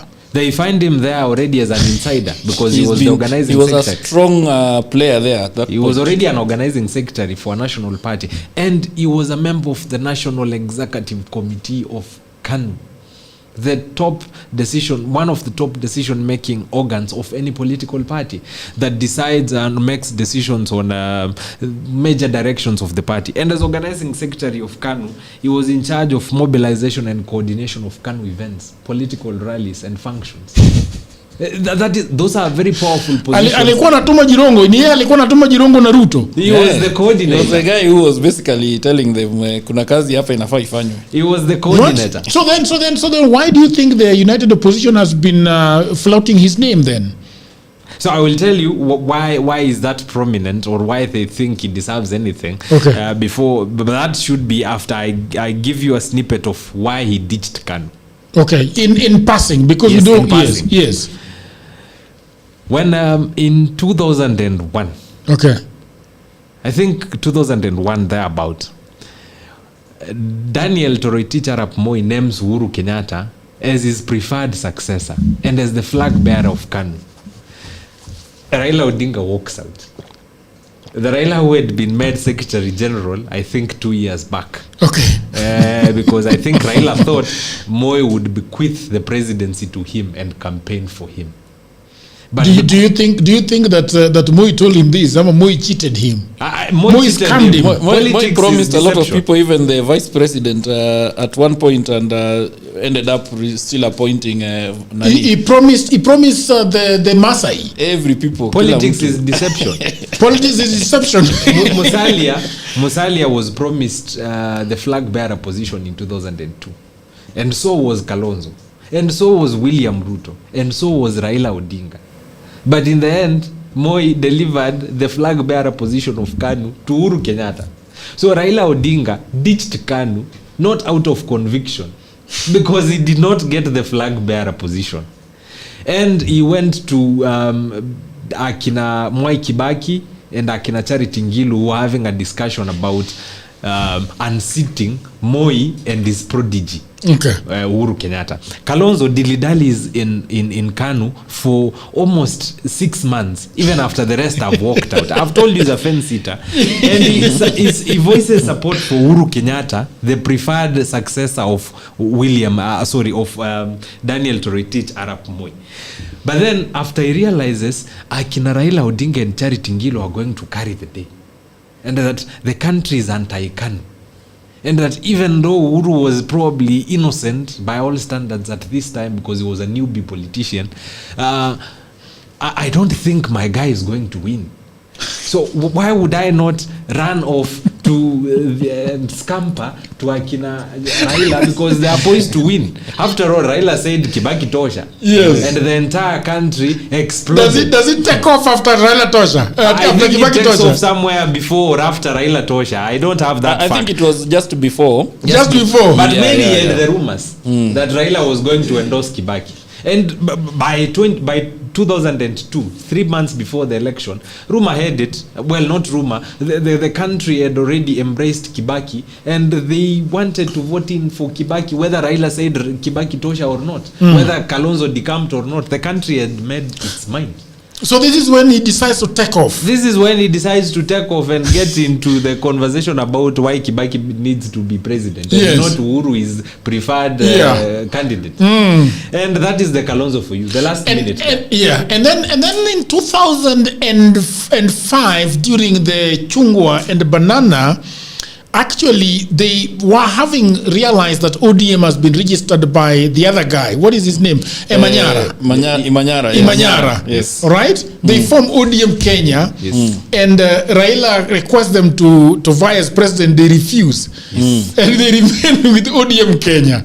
Raila takes off and goes back to Imanyara to give him back his property, which is ODM. ODM Mzima. ODM Mzima. 1.5 and but then when in 2007 he takes off to Kibaki again. In 2007, Kalonzo actually goes to the ballot. Kalonzo went to the ballot, to measure himself. Got over 800,000 votes, and that's why I keep telling you that that was the moment that Kalonzo should have actually listened to serious wisdom, and to realize that this is a moment where he should, this is the thing, Kibaki's government is Kibaki's government. All right. Raila's government would have become Kalonzo's and Raila's government if he had participated in putting Raila into office. Okay. You get the point, eh? All right. Now, Kibaki gives him the vice president and some seats for him to get to become the vice president. But look at the difference. He's given the seats after the before even the handshake is that the Nusumkate is cut.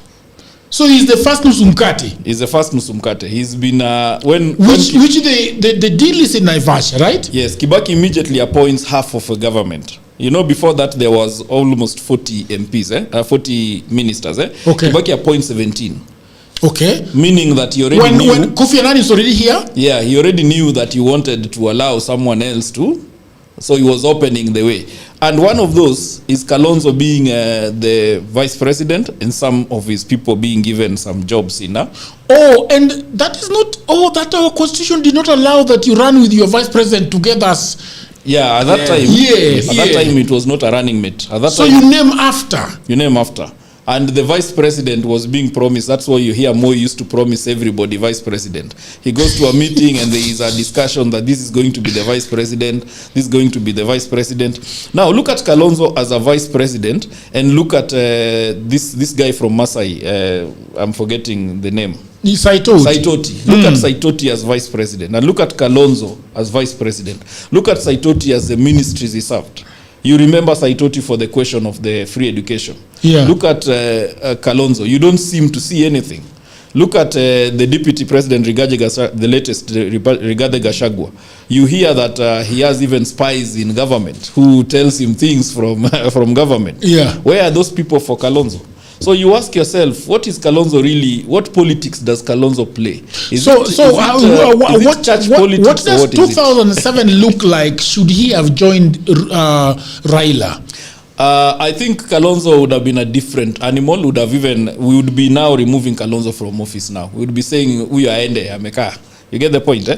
He would have actually graduated himself into a level where Raila graduated himself in 2002 when he became the first among equals. Kalonzo would have become the first among equals in Raila's kind of government. And that would have given him the springboard to now run and take office and even help Raila to become president. Then send him away and tell him bwana umeshakalia hiki. But don't you think that perhaps this was torpedoed by he was given something by Kibaki to scatter Raila's votes? That is exactly what a lot of people say, and that's why you hear Kalonzo was the one who they said the watermelon. You remember the watermelon issue because it looks like he doesn't take at a position. It looks like he's always trying to see the best cut of the ugali. You know when ugali is put here and when you want to look at the side that has the best kind of, I don't know what, everybody else has started eating ugali, you are still but maybe he thought that if Raila became the president in 2007, Raila would still squabble with him in 2013. You know, politics is about taking an opportunity. You see like the case of Barack Obama. When he was being told that his resume is as thin as 2 pages. You remember those issues, eh? Yes. He comes into office as a senator, and within 2 years is declaring he's running for president. That moment, if he did not take that opportunity, there was not going to be an Obama presidency. So Kalonzo has that chance in that time when Raila now needs help, because Raila goes to parliament after the 2007 issues with about 98 MPs. I think it was 98 or something. A big number of MPs. Kalonzo has about, I think, 15 or something like that. And Kibaki has, I think, 40 something. Oh, Raila ruled that house. It was a big number for him. You remember them swearing in where they used to wear something in their hands so that when they are putting the speaker. That's how they put Marende into becoming the speaker. Because everyone in ODM was told, as long as every person votes from ODM, Marende will become the speaker. And the first thing Marende says, I'm going to be independent. I'm not supporting you at ODM wale mlinieka hapa. Yeah. Okay. So then, and that situation, we find ourselves in that situation now, where a lot of people are saying that if you asked among us all these guys, the first person that will walk across the road to State House, people are saying that it's Kalonzo, who is most likely to walk and join Ruto. And the other day, I think yesterday, he put a press conference and saying that Ruto thinks that he can join him. But we didn't hear Ruto say anywhere that he wanted him to go there. So why is he saying that? But I think people are also not understanding. Kalonzo had the chance to walk when Raila appointed Martha Karua as deputy president. But he didn't walk at that point. So I know that maybe he will not walk really. But then the problem now he has is that Kalonzo has overstayed in this space. And this overstaying has created a situation where he doesn't seem to inspire anything that people seem to say that this is taking us somewhere. You know, the problem is this, Jagero.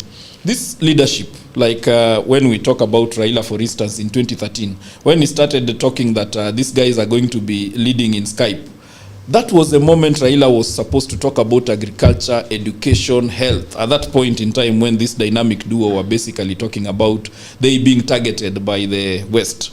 It is a moment like this that Kalonzo should have actually come and said that this is what I want to do as president. Has you ever heard Kalonzo talk about that except the one in 2007, I think?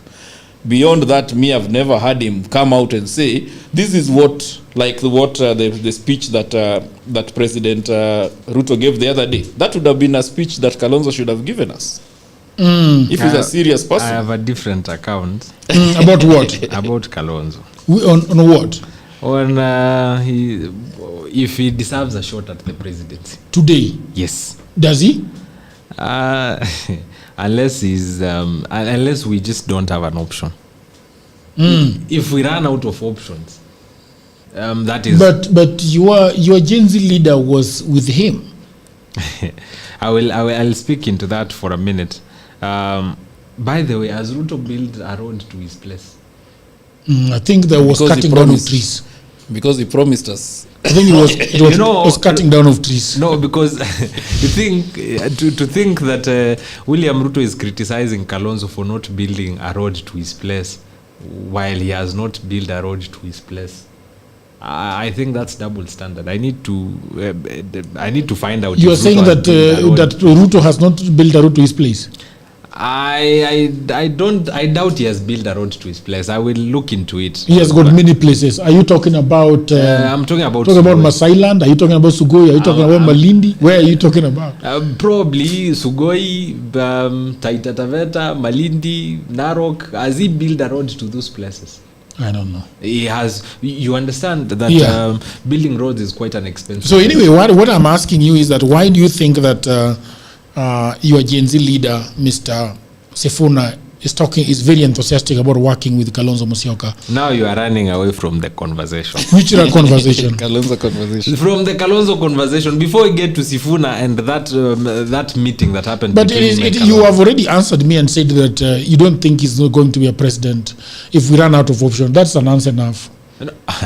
I wanted to take you to 2013. Okay. You remember there was a time Duale was invited to Citizen Television. I think he was unpacking his book, For the Record. I think that's the name of his book, For the Record, The Inside Story of Power, Politics, Lawmaking and Leadership in Kenya. And what struck out, or what stood out, was an allegation. Let me put it at so. That Kalonzo Musyoka was offered the presidency by Uhuru Kenyatta and William Ruto. In 2012, somewhere around 2012 to 2013.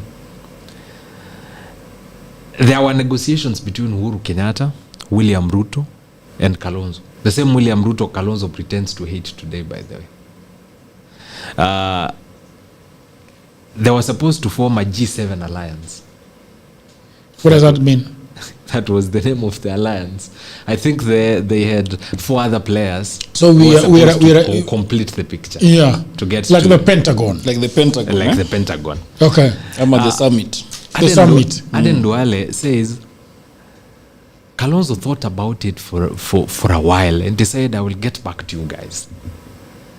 Then I don't know who misadvised Kalonzo, and when he came back to have a meeting with Uhuru Kenyatta and William Ruto, Kalonzo told them, according to the account of Duale, which is in his book, as he said, you guys should just let me be the president. I mean, I will probably pick a few positions for you guys, maybe a prime minister position or a ministerial position for you, Mr. William Ruto, and I don't think we are equals. What are we even negotiating here? You guys have a case at ICC, and you guys will soon leave this country, and maybe you will be jailed. And probably your record would be spited, and it would be so bad that Kenyans would never look at you the same. So you guys should just let me be the president. Yeah, in fact. But that's what they wanted to do initially. So what is the difference? I think the statement from Kalonzo that spited Uhuru and William Ruto and appeared to not voice support for them and the trial they were going through, which according to them was a political persecution. Oh, okay. So they wanted an assurance that you, as a president, you can actually protect us. Yes. And why are you saying that we are going to rot away? So I think the reason why we are here is to give you this president so that you can protect us. But you're saying we are going to rot away. I think that got to them, and they realized that Kalonzo was not going to be decisive and firm about this. I think there was a time that was the time Kenya was having a conversation about whether to walk out of ICC or not.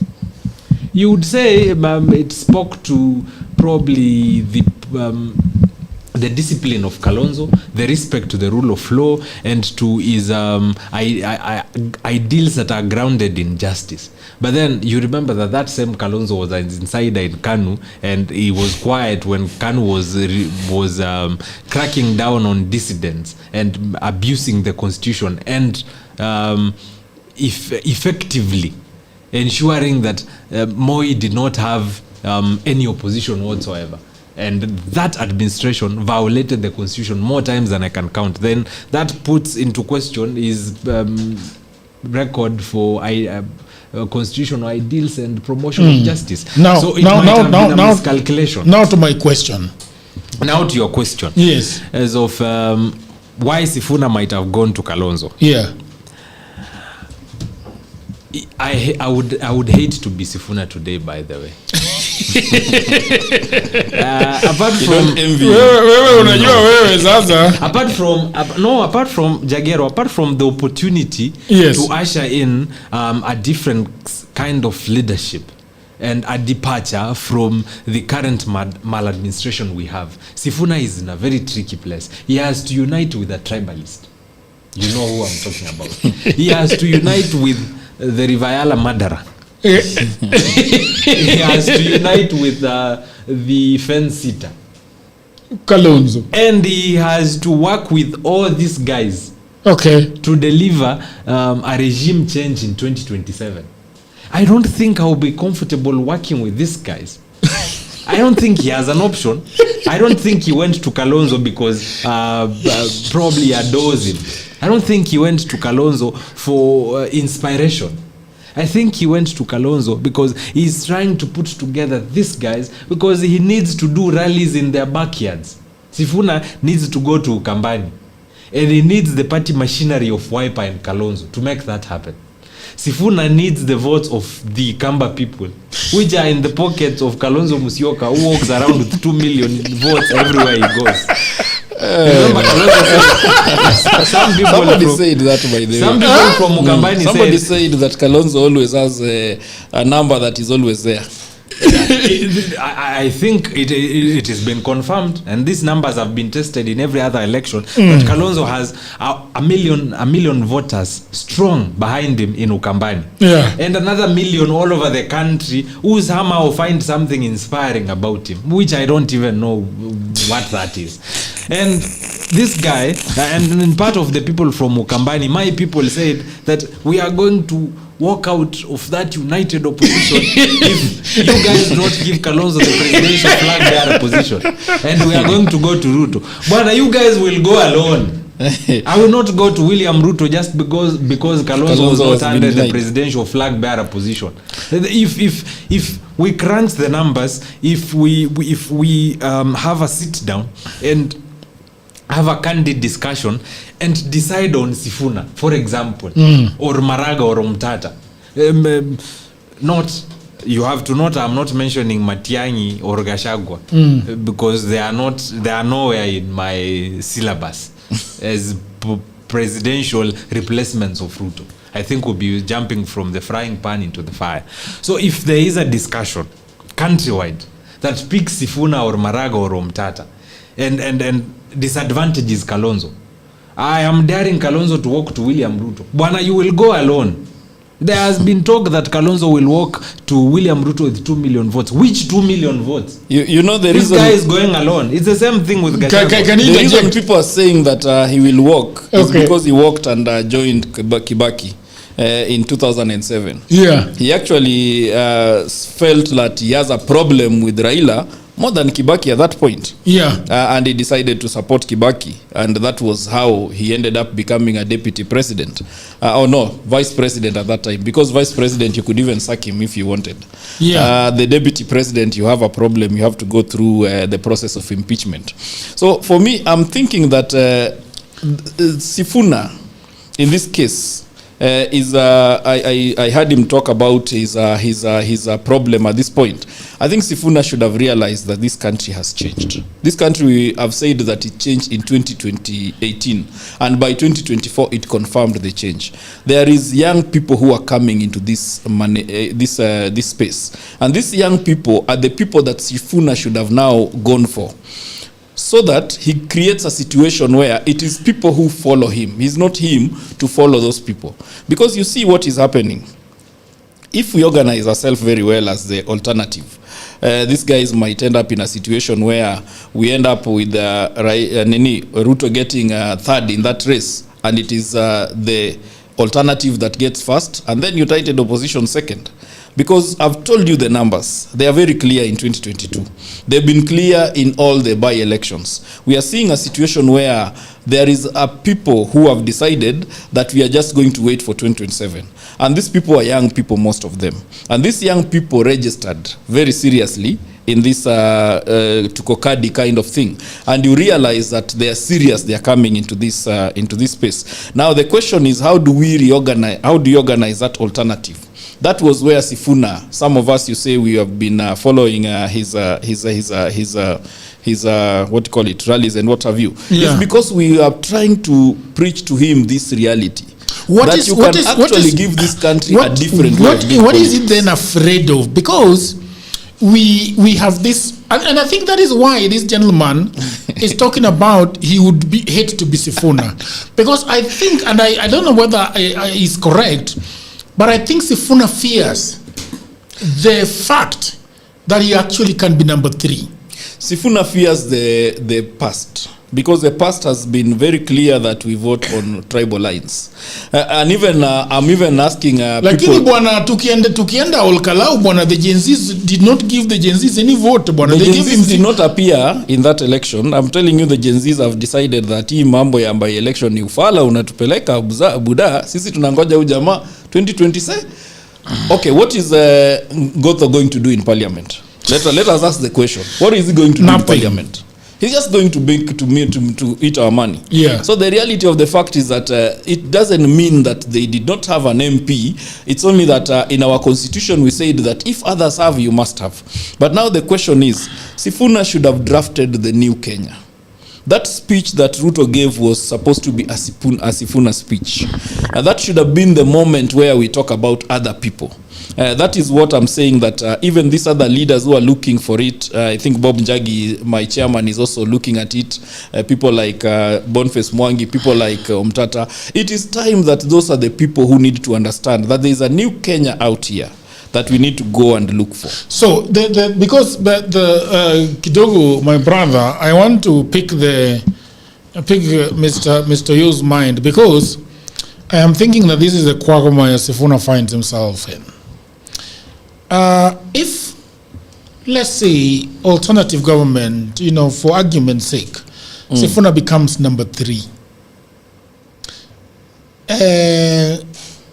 I think it would be very difficult for him to join Ruto when the top two, Ruto and the United Opposition, go for a rerun.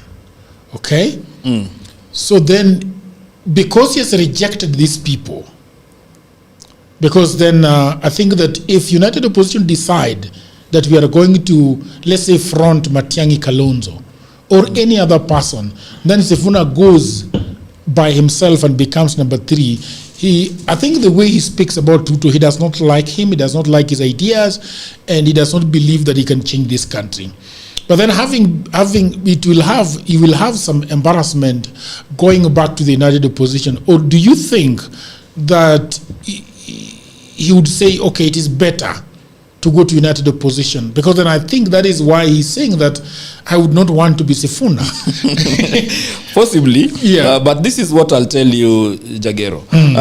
The first thing that I started by saying about Kalonzo was that in 2007, he should have taken that decision you are talking about.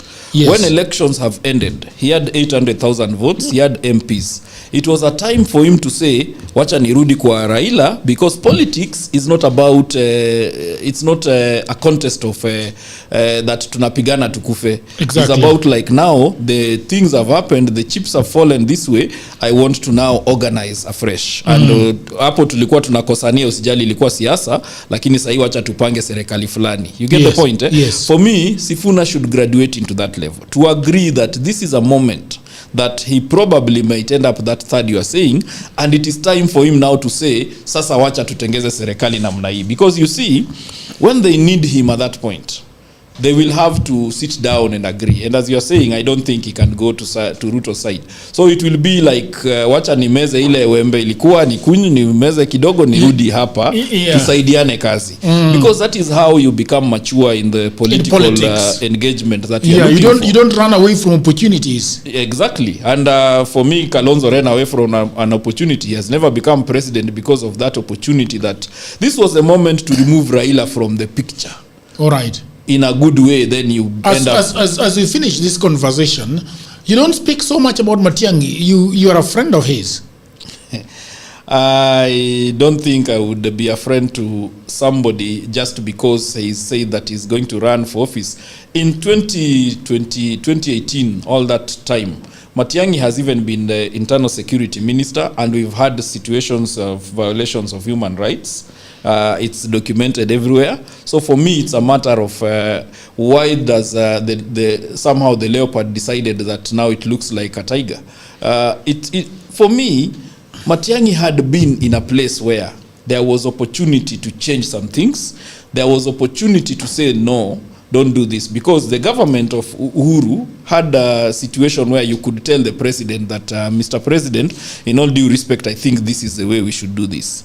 And we remember Magoha at one time. In fact, there was a rumor that basically Magoha told Uhuru that if you feel that what I'm doing is not the right thing, then sir, you can also pick someone else. I can offer my resignation. So Matiang'i had that opportunity at that point. But he decided to follow bila kuuliza swali. Unajua unachukua naambiwa enda uwe ule. You remember there was a show that used to come called Ridiculous.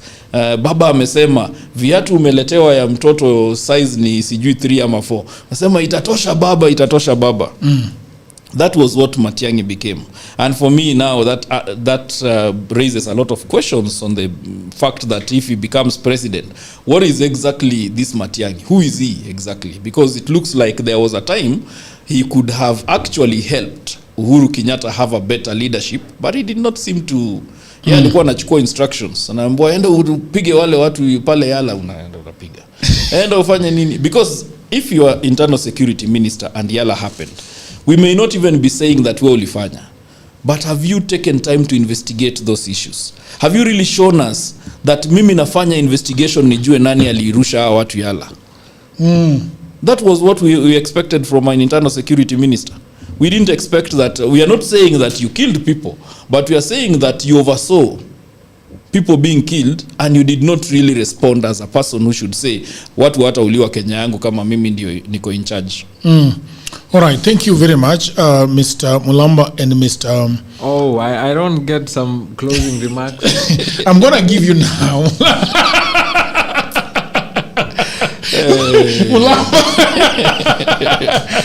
Mulamba anatata sana bwana. Huyu jamaa unajua yeye?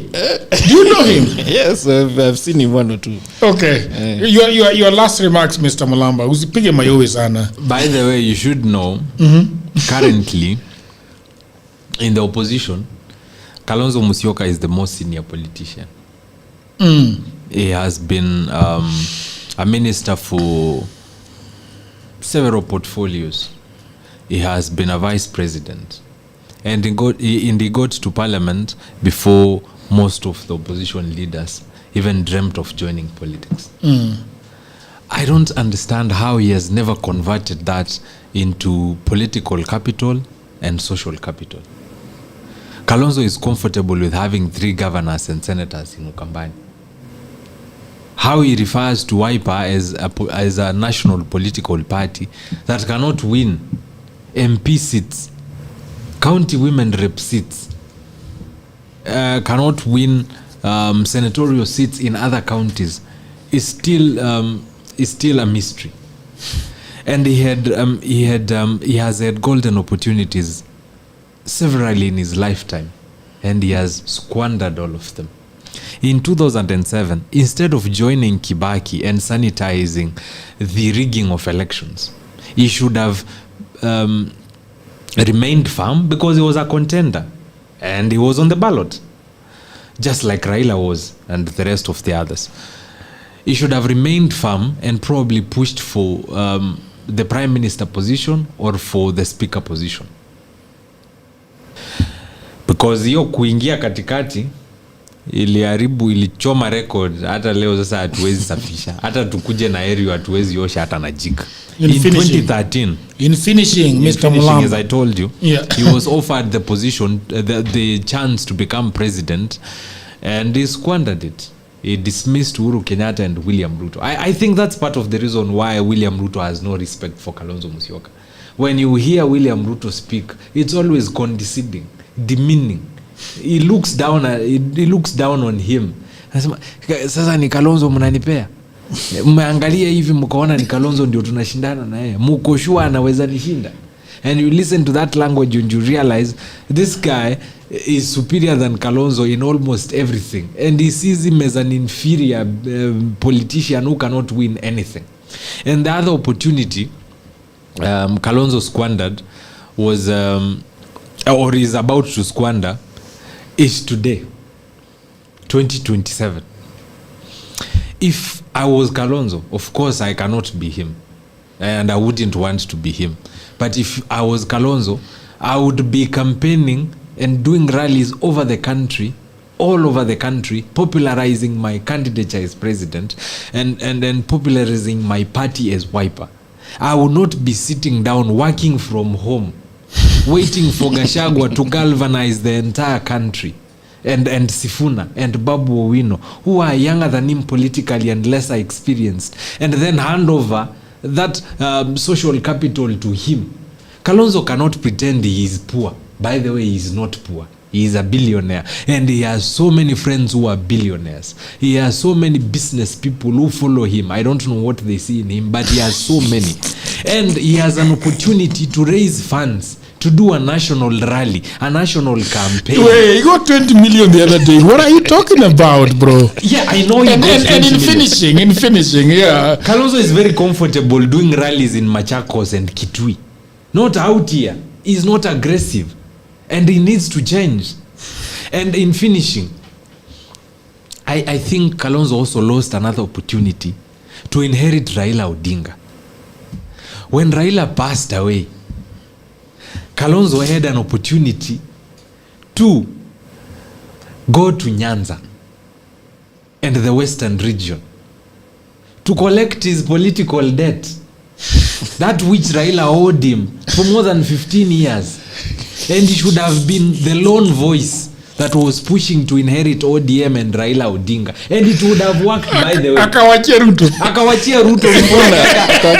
Ruto akaweka founders dinner. Okay. Huko Mombasa akachukua kina Najib Balala and the ODM, Abdul Swamad and the newly coronated party leader of ODM, Oburu Oginga, who was the choice of William Ruto, by the way. William Ruto installed Oburu. Akawaeka huko Mombasa, wakakula mzuri, wakakumbushana the ODM that it was, akajiplant yeye sasa kama mtu ambaye anapenda ODM na amekuwa from the beginning, na sasa mambo ni two term.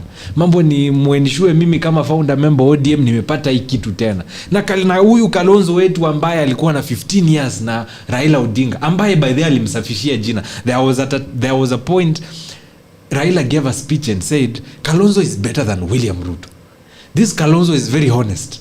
He is very faithful and he's a man you can trust him. He gave that speech and he endorsed Kalonzo. just before I think government goodies hit his bank account. And that is the social capital that Kalonzo should have gone for. That is the credibility that Kalonzo should have fetched in Homa Bay, in Siaya, in Kisumu. Sio kupeleka ng'ombe 100 alafu kwenda kulala Siekuru. That is very lazy.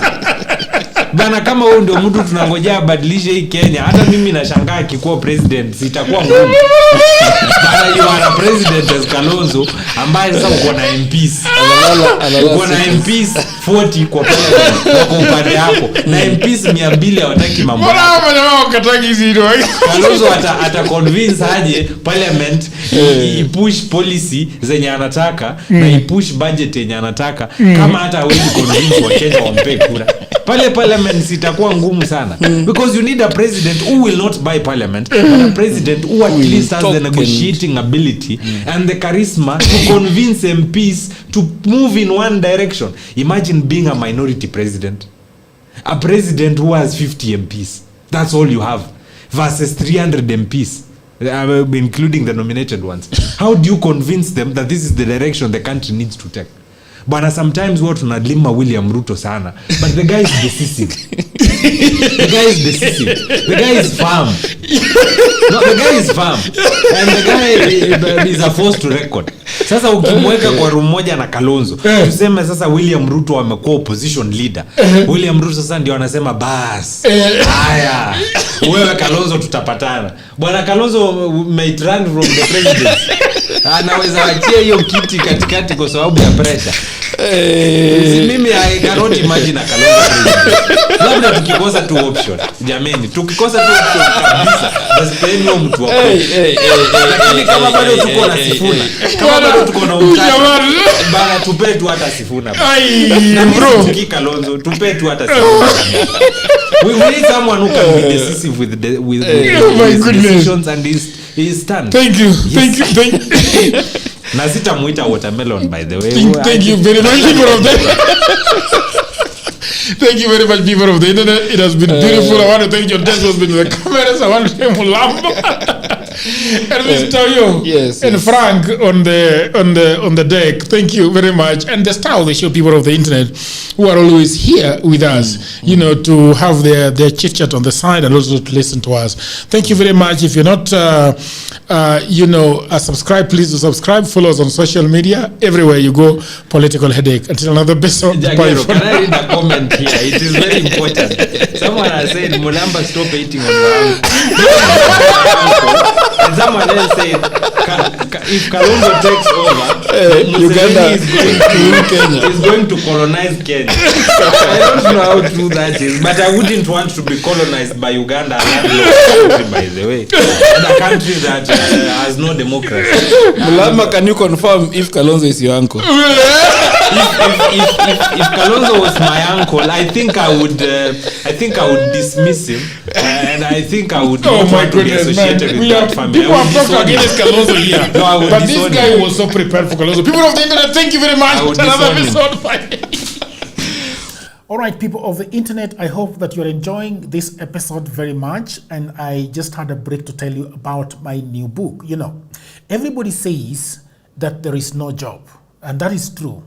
Also, that was me 10 years ago. The problem is that everybody is trying to get a job in their town, in their city, in their marketplace. They ask friends for jobs, mothers call uncles, uncles call brothers, but there are no jobs. Let me tell you what no one is telling you. Jobs migrated online. What I actually mean is there are many, many jobs around the world and there is no one to do them except you. I work for Americans myself. I work for Europeans. I work for the Chinese. I work for the Australians. I work for the Canadians. And so, because I have done so much for myself, I said to myself, you know what? I should compile what I've been doing for the last 15 years. So in 2024, I wrote a digital book called Goldmine 18 Hustles for Africans. And then in 2025, AI came. People say AI is taking away our jobs. And for me, I'm going to say false. There are actually AI jobs. Jobs are not being taken by AI, but there are new jobs online that are there because of AI. Na mimi ni nani? I created more jobs. And for now, in my new book, we have 25 online and offline jobs that you can leverage on if you do not have a job. So in this powerful volume 2, I share 25 new actionable online hustles specifically researched and tailored for Africans. My new book provides clear step-by-step guidance drawing from my extensive experience and research, including the mistakes I've made and lessons I've learned over the 15 years that I have worked online. So what can you do online? You can become an executive assistant for busy folks in Europe, America, Canada, and get paid for tasks like watching videos and taking online surveys. Okay?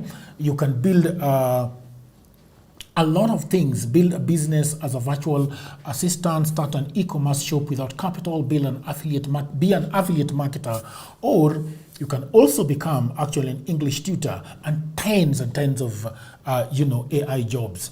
If you have a job, that is fine. But I also know that you can buy this book for that brother, for that sister, for that mother, for that cousin, for that husband who is watching Netflix all day at home. Buy it for your friend who is always asking for cash. You know that friend. Now, all the information is on the description below. You can also inbox me, you can WhatsApp me, or go to my website, which is odworjegero.co.ke.